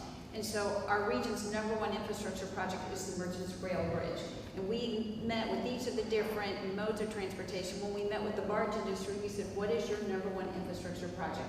And they said the Merchants Rail Bridge. And that's because in order for the barge industry to have competitive barge rates, they have to have competitive rail rates. And the same applies for the trucking industry, so that's an interconnectivity. For the St. Louis region, the 270 improvements. It's a bi-state project. And if you think about it, with the companies that are operating in this area, Procter & Gamble, manufacturing in North St. Louis distribution facility in Illinois, Worldwide Technology has facilities on both sides of the river, Boeing has facilities on both sides of the river, Amazon has come to our region 4 times in the last 3 years, operating on both sides of the river. The point is that Interstate System 270, Interstate 70, they all need infrastructure investments. These global national companies don't recognize state lines, the river as a barrier.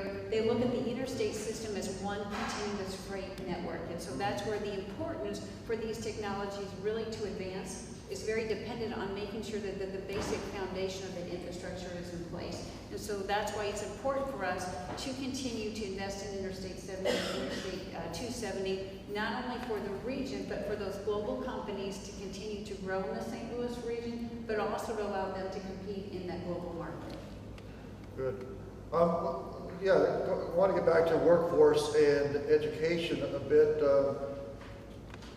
Yeah, Jeff, I think in your introductory remarks, you mentioned the two-sided challenge, educating the workforce and retraining truck drivers, maybe used car salesmen if we're not all going to have 4 cars in our garage. People whose occupation is displaced by technology. How do we address their needs in this debate? A lot of it is just doing as much as we can to educate the public about the changes that are coming and work with the employers that may be disrupted. I think we also need to work with the employers that will be needing the new workers and the newer skills. I gave the example of how we work up at Danforth Plant Science Center with the startup companies. My hope would be, as this technology evolves, I certainly hope St. Louis is a player in this in regards to innovation, job creation, manufacturing of these particular products. But I think aligning with these employers closely and making opportunities available to individuals that are displaced, that's a job for all of us. That's a job for the educational institutions in regards to how we advertise and package programming. I think particularly for adults, that if they're in a situation where they've been disrupted, many of them have children, they have bills, they have to eat, they have to keep a roof over their head. Designing direct pathways to get them to that newer technology quickly is probably the most important thing that we can do.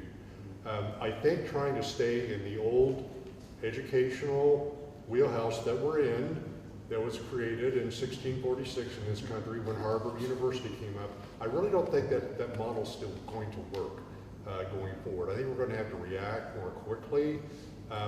It's nice to think that we can continue to be in a however many hundreds of year old model that higher education is in, but we just can't anymore.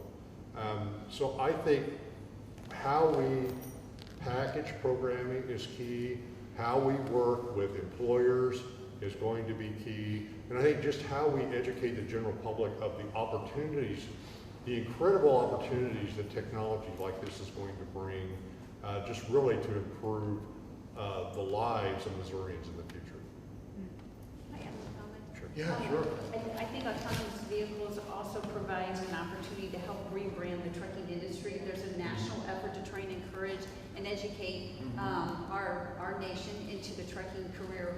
But the fact that there's still that perception for the trucking industry, it's slow, it's unskilled, it's dirty, it's driving in a truck for 5 to 6 days. I think this is an opportunity to rebrand it. It is skilled, it's high tech, it's fast, it's exciting, and that's where I think it's an opportunity to marry the two together and help brand the trucking industry and focus on the many opportunities it could offer. But the future workers in that industry will need some of the STEM skills that maybe they didn't need for the current jobs. So, yeah, there's Correct, and most people education. don't associate that with a truck driving position, and that's where it's an opportunity that we can brand it. We're partnering with St. Louis Community College with their truck driving program, partnering with the private industry, so that's where I think this is a great opportunity from a recruitment tool to help encourage our region to get involved with this career path. Yeah, One thing. yeah. So tomorrow in the Capitol, we are doing our first ever STEM signing day. And picture this, when you see in the sports page that Amitai signed with the letter of intent to play football at the University of Illinois. We've got 10 kids that are all getting scholarships that are attending, 9 of them are attending universities in Missouri, going into a STEM career. And we're gonna have a big signing table in the middle of the rotunda, and we're calling attention to those careers and those pursuits. We think that, again, making sure people understand, like Mary's saying, that these areas are the ways of the future, and making sure that parents, kids, the education community at large understands that, so they can better prepare that next generation. I think I want to wrap together what everyone said around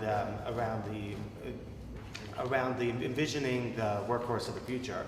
Back in 1900, every other American worker worked on a farm. So, and today that number is at about 2% working in. 2% of the workforce is in agriculture, and it's not because Americans reduce their food consumption by 95%.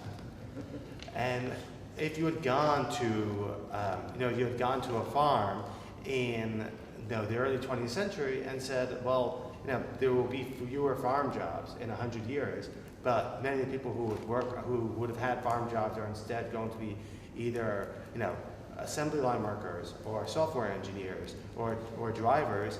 I think that would have been hard to imagine in 1900 because none of the technology underlying any of those jobs existed.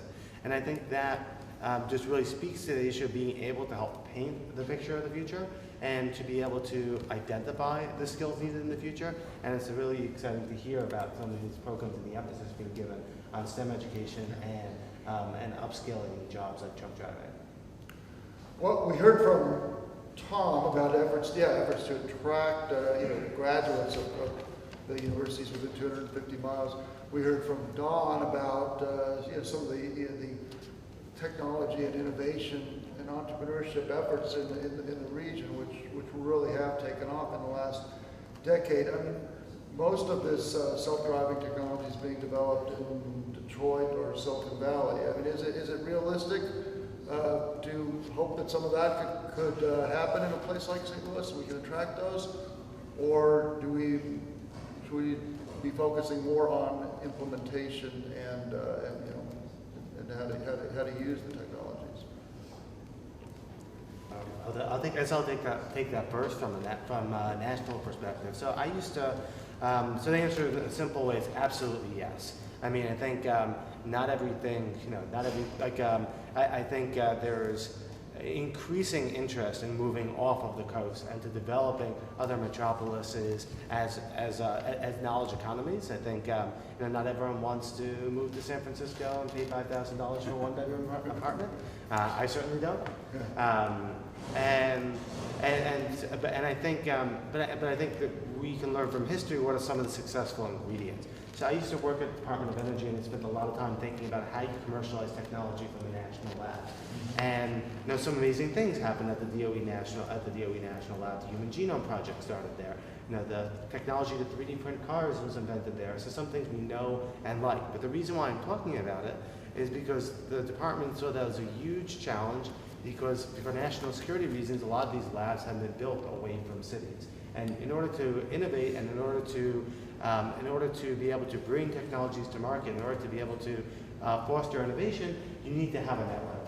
And so when I look at a place like St. Louis and I see Washington University, and I see the headquarters of several Fortune 500 companies, I say there is a basis for a network, and there is a basis for an ecosystem, and it's by growing that ecosystem that has a multiplier effect on the attractiveness of a metropolitan area for innovation, for growth.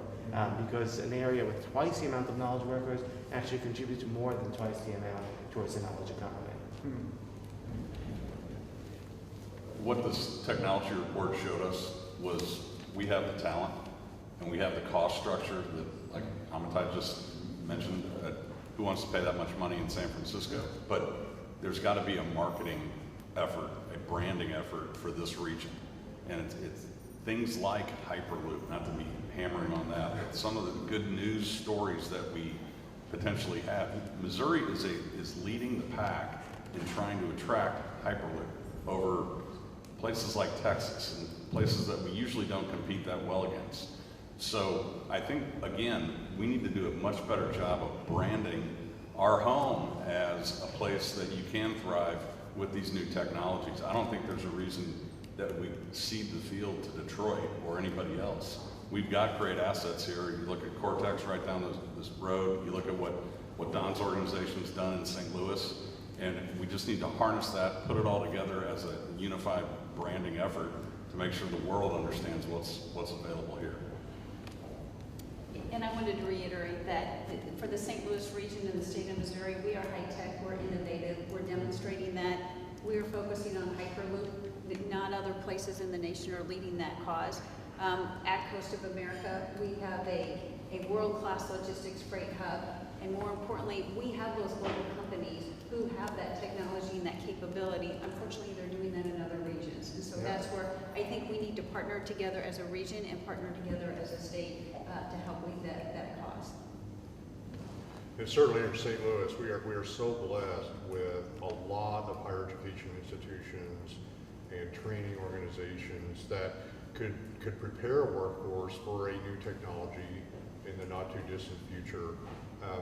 It's kind of really amazing to me all the different types of higher education institutions that exist just in this county, but really across the state of Missouri. We have a significant number of community colleges, four-year universities, Mizzou, WashU, other Research One types that could lend itself to this whole spectrum of jobs that would be created and needed for this type of technology to come here and be manufactured and produced here. Mary, you mentioned the Anheuser-Busch experiment on I-25 in Colorado. I mean, that was because Colorado state officials, the DOT, worked with them to they kind of cleared the way through red tape for that to happen. I mean, is it realistic to hope that we could have a test on I-55 or I-70 sometime in the near future? I always think that's a possibility. And MoDOT and IDOT. Yeah, I think part of it is what Dan had said as far as making that case. And sometimes we don't always do a good job of bundling that information and telling that story. Missouri Department of Transportation, they are considered one of the leading high-tech innovative DOTs in the nation. And I think that's where our efforts, working with MoDOT, working with the Missouri Chamber of Commerce, and then bringing in that private sector to make that case to help our elected leaders working with those private industries like Enterprise, like Anheuser-Busch, GM, and then partnering with Kansas City and Columbia at a statewide level to elevate these opportunities and to bring that national recognition to our region and allow us to launch a program similar to what they did in Denver. Good. Oh, yeah. Sure, and I would say just in terms of like where how siting decisions are made or where companies decide to invest or build out capabilities. I mean, those are multifactorial decisions where it has to do with where do you have the base of knowledge workers who can support the sort of enterprise you want to build out. If you're talking about self-driving cars, it might be what the weather is. Now, certain things you can't control, but there's also things like regulatory environment. Certainly is to some extent in our control, and the ability of the local community to partner with organizations or companies that wish to do pilot projects or more broader deployment scales. So I think there's certainly room for a broad range of geographies and types of and city environments to try to articulate, inform, and make the business case in partnership with companies to site projects in a specific place. And I think I can point to many examples of cities that are not on the coast but have brought some of the activity in this space due to a unique vision for how they would implement a self-driving shuttle in the middle of a city, or their ability to partner with them on either infrastructure installation or incentive structure. So I think there's a lot of different tools, a lot of different factors that go into that decision. And I think the more that there is cooperation amongst the regional ecosystem, I think the stronger and easier it is to have those sort of conversations. Yeah, go ahead. We're talking about autonomous vehicles, but and a lot of that deals with advanced engineering, advanced manufacturing. But think about, I think that Mary's organization had a stroke of brilliance by naming this region the Ag Coast. That really hit home, because the world population is going to double by 2050, and we're going to figure out how to feed them right here.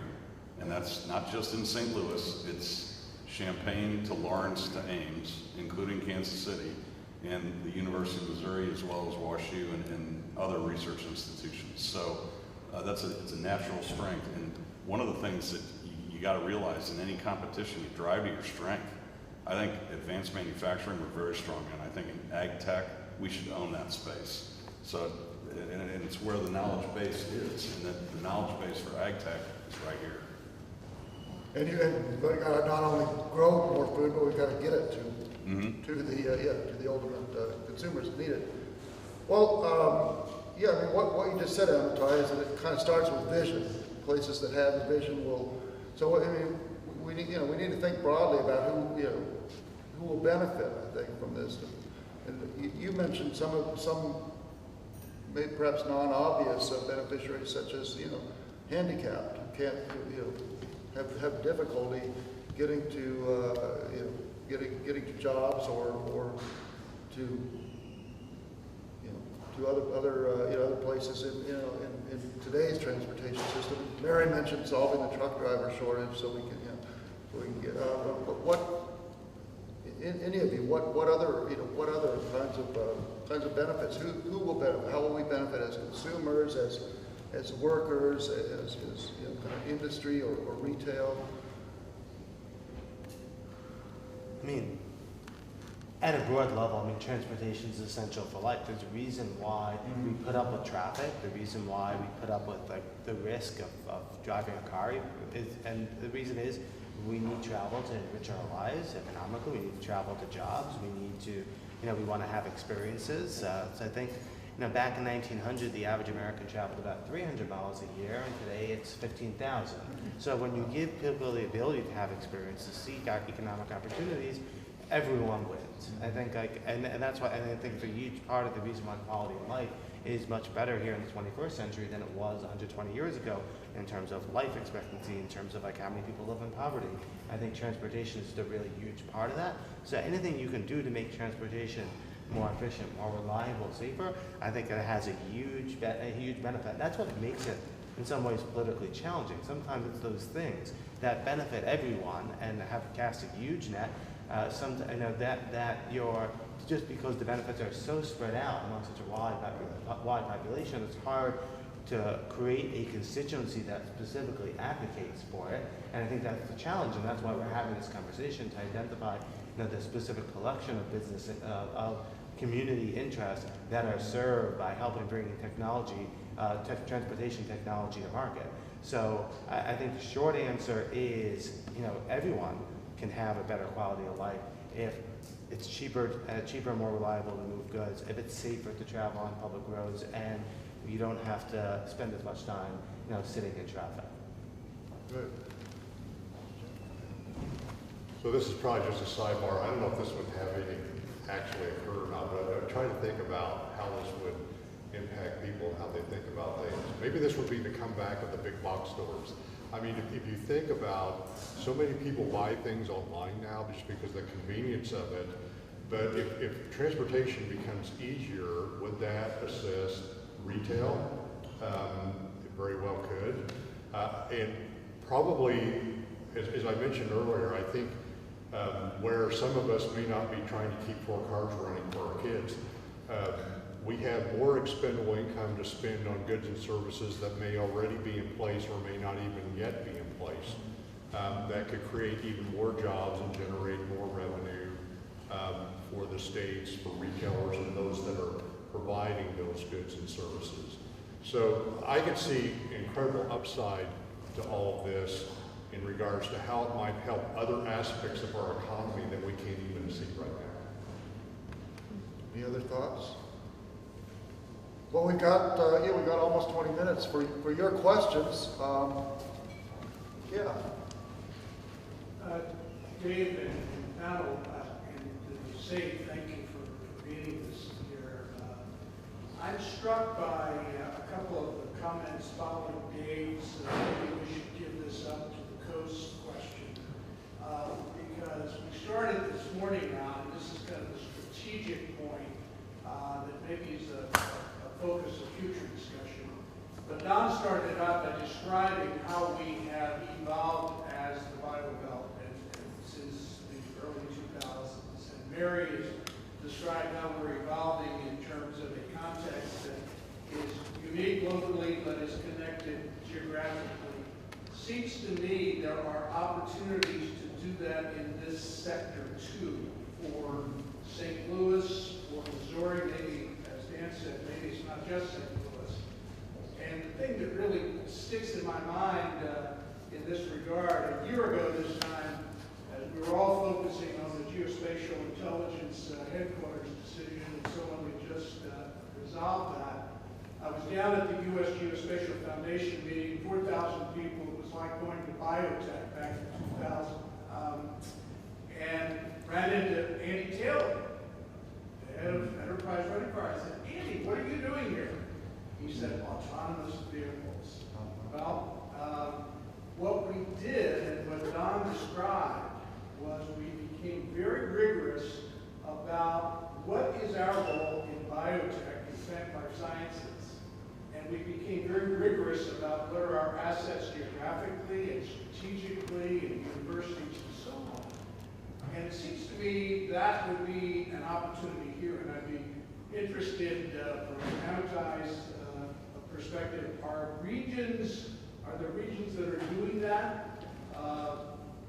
When we did that for biotech, the International Bio Organization, after the Patel study, did this analysis where everybody wanted to be the next biotech place, and they said there's 7 places that really have the opportunity. We were one, and there are 40 pretenders. Are there places out there that are doing that kind of strategic regional look? And if we wanted to do something like that, how would we go about it? And Mary, you may have some thoughts on that too. I do, and this is something that I lose sleep over. Two initiatives that are going on, Columbus, Ohio, they have a industry group that's working together, working with their elected leaders, getting that legislation in place so that they can move forward with autonomous vehicles. So sadly, they're a step ahead of us. The other initiative is the Smart Cities initiatives that are taking place throughout the nation. US DOT has grant funds that they released each year. For the St. Louis region, we've gone after those dollars. We have not been successful.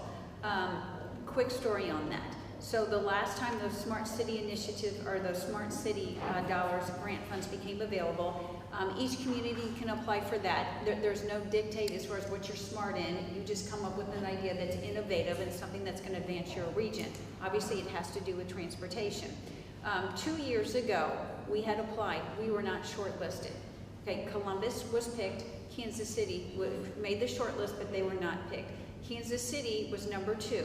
They were not a winner. They did not receive the $40 million in grant dollars. What they did instead is, all right, we didn't get the $40 million, but we still have $20 million in private sector dollars. We're going to move forward with our Smart City initiative. We don't have 40, but we're going to move forward with 20 million. So, and now from a branding perspective, they are branding themselves as most high-tech region in the nation. They're branding themselves, so I'm a very competitive person. I'm not quite sure if they really meet that standard, but from a branding perspective and a marketing perspective, they weren't a winner, they have those dollars. Go back to Columbus. Columbus did get the $40 million grant. They got the $40 million, we're a winner, we're number 1. In addition to the $40 million, their private industry matched it with $60 million. St. Louis, we weren't shortlisted, we didn't get the $40 million, we didn't match it with $60 million, and we're not moving forward with the $20 million from Kansas City. So my concern is this is an opportunity where, again, we may be falling behind. Again, we've got a lot of fantastic things in the queue. We've got Hyperloop in the queue. We've got fantastic companies in the queue. 3rd largest rail hub, most efficient inland barge facility, 3rd largest inland port system. We're on the verge of trying to introduce a new mode of transportation, putting containers on a vessel up and down the Mississippi River. We have those capabilities. We know in order to launch those type of initiatives, it doesn't happen overnight. It's something that you have to work on it collectively. So the answer is, Dick, yes, there are other regions that are 2 steps ahead of us. They haven't made the announcement, they haven't pulled it off, but at this point, from a planning perspective, there's other states and regions that are a leg up on us. We do learn a lot from Kansas City. Yep. I mean, yeah, and to get to your specific question about who are there people who are thinking about regional level or even more local perspectives on becoming a center for advanced transportation tech and autonomous vehicles, and I think the answer is yes. A couple examples that come to mind is like there's like activity that was driven by like one state senator in Florida who was determined to make Florida a center for autonomous vehicles, and you know, we're now 7 years after we started that crusade, and I think there's really tangible outcomes from that interest, and it was really interesting. It was driven by one person, and obviously over time it was joined by universities and cities and transportation authorities. And I also think about the head of the transportation authority in the inland California county who was faced with the BRAC of a military base in this area, which had potential to decimate his city, and so he wanted to take Orange and turn it into orange juice, and take the military and turn it into autonomous vehicle proving ground. So there's lots of really interesting examples. I think the time horizon, as you said, is this is not a short-term, short-term fix. Regulatory environment is a part of it, but this is shaped over decades and sometimes even longer. I'm reminded I got a chance to sit a few years ago to talk to Russ Carnahan about this topic of autonomous vehicles and the Midwest, and he recalled this story. He said what it calls to mind for him was that in the early 19th century, it was up in the air where the regional hub, or the mid-19th century, where the regional hub of railroad was going to be. And it ultimately was not placed in St. Louis because of opposition from the steamboat industry, and instead the rail hub was moved to Chicago, and the ramifications of that is still felt 150 years later. Right. So I mean, we're making these decisions now. The time frame for doing them is years and decades, but the ramifications are extremely long term in terms of shaping what a city is or what it becomes. Yeah, question in the front. Thanks for coming. I was just curious, when it comes to public perception, what are some of the barriers to adoption and how are they being overcome? And that's you're specifically talking about autonomous vehicles. Yes, specifically. Sure. So, this is so. I want to thank PTIO for helping put this event together, but I'm actually going to talk about another group that both Hillary and I work on, which is called PAVE, which is called the Partnership for Autonomous Vehicle Education, which is a group that was put together specifically for this purpose. Now, people like to point to polls that say, half the public is skeptical about autonomous vehicles, and I actually think that's a great start. Because we're talking about a technology that most people have never stepped foot in, have never seen it, yet half the people want to use it. And I think when there is exposure and more broader exposure to the technology, I think that's going to help a lot. And by the way, just as the old adage goes, so goes St. Louis, so goes the nation. When I polled at that middle school yesterday, it came out the exact same ratio. Half the kids wanted to. I said, if we got an autonomous vehicle in the parking lot, how many of you would get in? And half of them said yes, and half of them said no. So I think the road to getting there is, I think, first of all, consistent, clear messaging from industry. And I think efforts like PAVE are a big part of that. Stating things that are factual, not using unclear or confusing terms, and communicating clearly around what the capabilities of vehicles that consumers can access actually are. And there's also a longer-term role where I think putting in place a regulatory process is not a one-step process. It's a multi-year long process of doing studies, doing engineering work, and building towards that. And I think by investing in that process, and I think making those results publicly known, I think over time you build trust that builds with the technology. And if you match those efforts well, I think that gets you to the right outcome over time. Any other thoughts on changing public perception? This relates to something Amitai brought up that's essentially a public health impact. That's hundreds of lives potentially saved a day and hundreds more injuries. And it's occurred to me that nobody's going to want to be the last person paying personal auto liability insurance, and that market impact could be a big contributor to sort of a tipping point. It's sort of like we had with landlines, except with more money and more lives involved. Any comments on that? I certainly hope so, and I think, I think the transportation system is a little bit different than cell phones, because, you can buy a cell phone for $100 and, 500 to 1,000 if you want a top end of the line one, so they can turn over pretty quickly. The average cell phone lasts 2 to 3 years before someone replaces it. Whereas the average age of a car on the road is 11 to 12 years. People hold on to their cars for longer, they have multiple owners, and it's a very expensive asset, so it takes a little while to turn over. So I think if we're going to have success with autonomous vehicles, we need to deal with the reality that there's going to be a mix of autonomous vehicles on the road and personally owned vehicles on the road, and I think everyone in the industry is building for that and is anticipating that future. I don't really see anyone. I think our perspective is autonomous vehicles will be great because they'll make roads safer. They're going to make roads safer for the people in them and for the people around them, because if the drivers around you are safe, it'll help make you safe.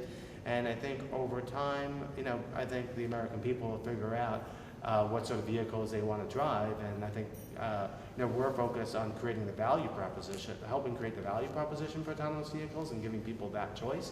And hopefully we'll see at the end what sort of choices they make in terms of whether they want to hold on to a personal vehicle or use autonomous vehicles, whether they're going to buy autonomous vehicles or whether they're going to use them in ride-sharing services. I think what's so exciting is about seeing how that actually plays out. But I think it's going to play out over quite a bit of time. Yeah.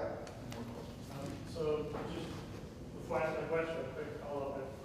As an automotive engineer, I've been in research in this field for 20 years. If you asked me 15 years ago, I would have said we're never getting autonomous cars for liability reasons. Because the lawyers would say, no, the first accident will sue us into bankruptcy. Now, the good news is they're actually becoming possible through safety, active cruise control, automatic braking. All the sensors you need for autonomous driving are coming through the lane of making cars safer. And that's why this convergence is happening. And I think we will see autonomous cars, which to me is really cool. I have a more St. Louis-centric question, and that is we talked about what are the assets that could put St. Louis on the map in the autonomous world. I certainly see the discussion about transitioning the larger workforce that will be impacted by this, but what can St. Louis do? The ag tech sounds really intriguing to me.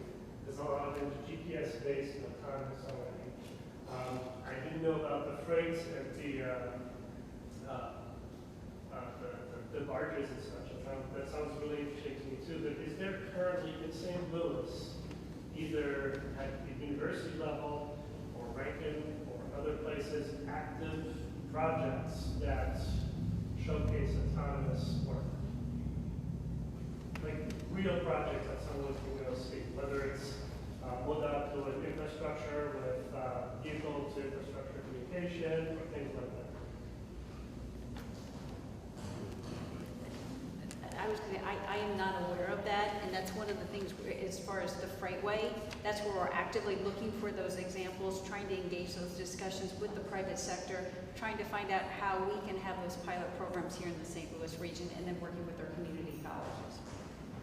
Yes, we'd certainly be interested in engaging any kind of discussion with the private sector or companies that would want to bring this type of technology to St. Louis, because I think working in tandem, again, go back to what we're doing up at Danforth, is just a great innovation model for a region.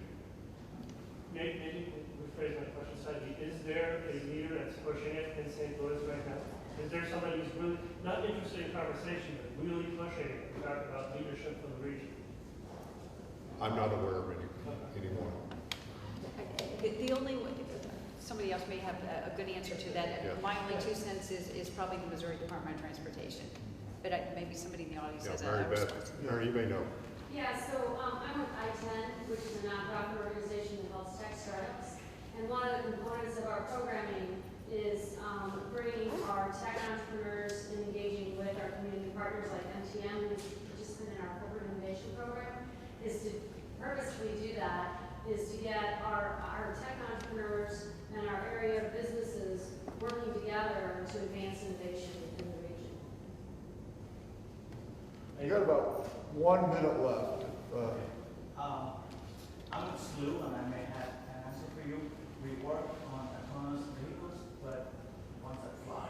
We work on And one more question in the back. We can make it short. Just curious, wonderful, I guess that's the same definition we use the term autonomous vehicles. Good. Self-driving. I'd like to hear just one of your definitions. One of you gave a timeline or loose guideline of when you expect to see it in our society at a higher level, but I'd also like to hear one of your perspective timelines. And I know it's been in the future, but that's why you guys are on the panel.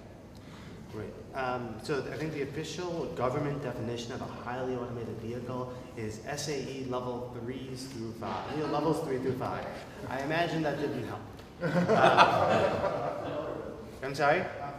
Okay, so essentially I would have in mind is what we call SAE level 4 and 5, but what I would say for lay people is the car gets you there without the expectation of a driver being involved. Now, and I think there's a useful model. I know there are some companies that are producing something that is like level 3, which is that there is a driver who's there to take over in case of backup. But for the purpose of the conversation, most public conversations I talk about a self-driving car that doesn't have a driver giving input, because 1, it's just simpler to conceive and to communicate. 2, I think a lot of like the sort of business models that are unlocked really come from the expectation that something can get from one place to another without a driver either being in the vehicle or giving input. So I think that's what I have in mind simply when I talk about self-driving cars. Anybody else? Well, I can't beat that. well, I think we'll stay on time. We'll thank our panel, and I think Robbie has a few concluding words.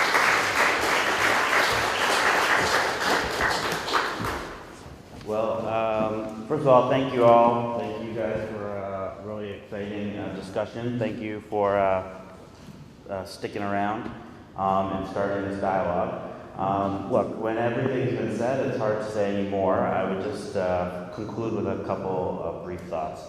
One is, today we certainly discussed the stakes of this, whether it be the lives saved on the roads or providing the mobility that millions of people who don't have it, or bringing economic productivity back to places that haven't seen it. We believe in those benefits, but of course also see the risks and want to deal with it. I would quote a famous president who came from this area when he said that a pessimist is someone who makes difficulties from opportunities, while an optimist turns difficulties into an opportunity. And I think that's where we stand, and that would be President Truman. I thought that was self-explanatory. And so I think that's where we stand with autonomous transportation. I close by offering two things. Number one is America's workforce and self-driving future has arrived thanks to FedEx, a PTIO member, and so if you'd like a copy, you can get it in the back, or you can download it at secureenergy.org. And second of all, we have the author here of a great book on autonomy, Larry Burns, called Autonomy, and I actually recommend it to people if you want to learn more. He starts with the first autonomous vehicles.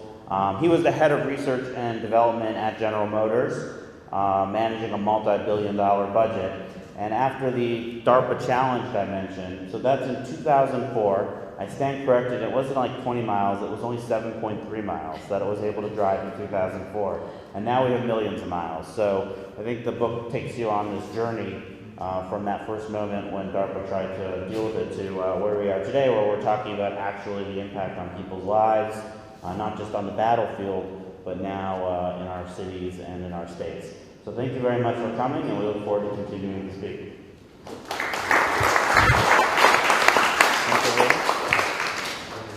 Thank you, Joe. Yeah. Thanks very much. Well, that red number. You got a better name than watch. Thank you. I appreciate it. Here, I am on this. Thanks for the invitation. I very much appreciate it. Thank you for coming back from Jefferson City, using my car. So first I'll let you down. I feel like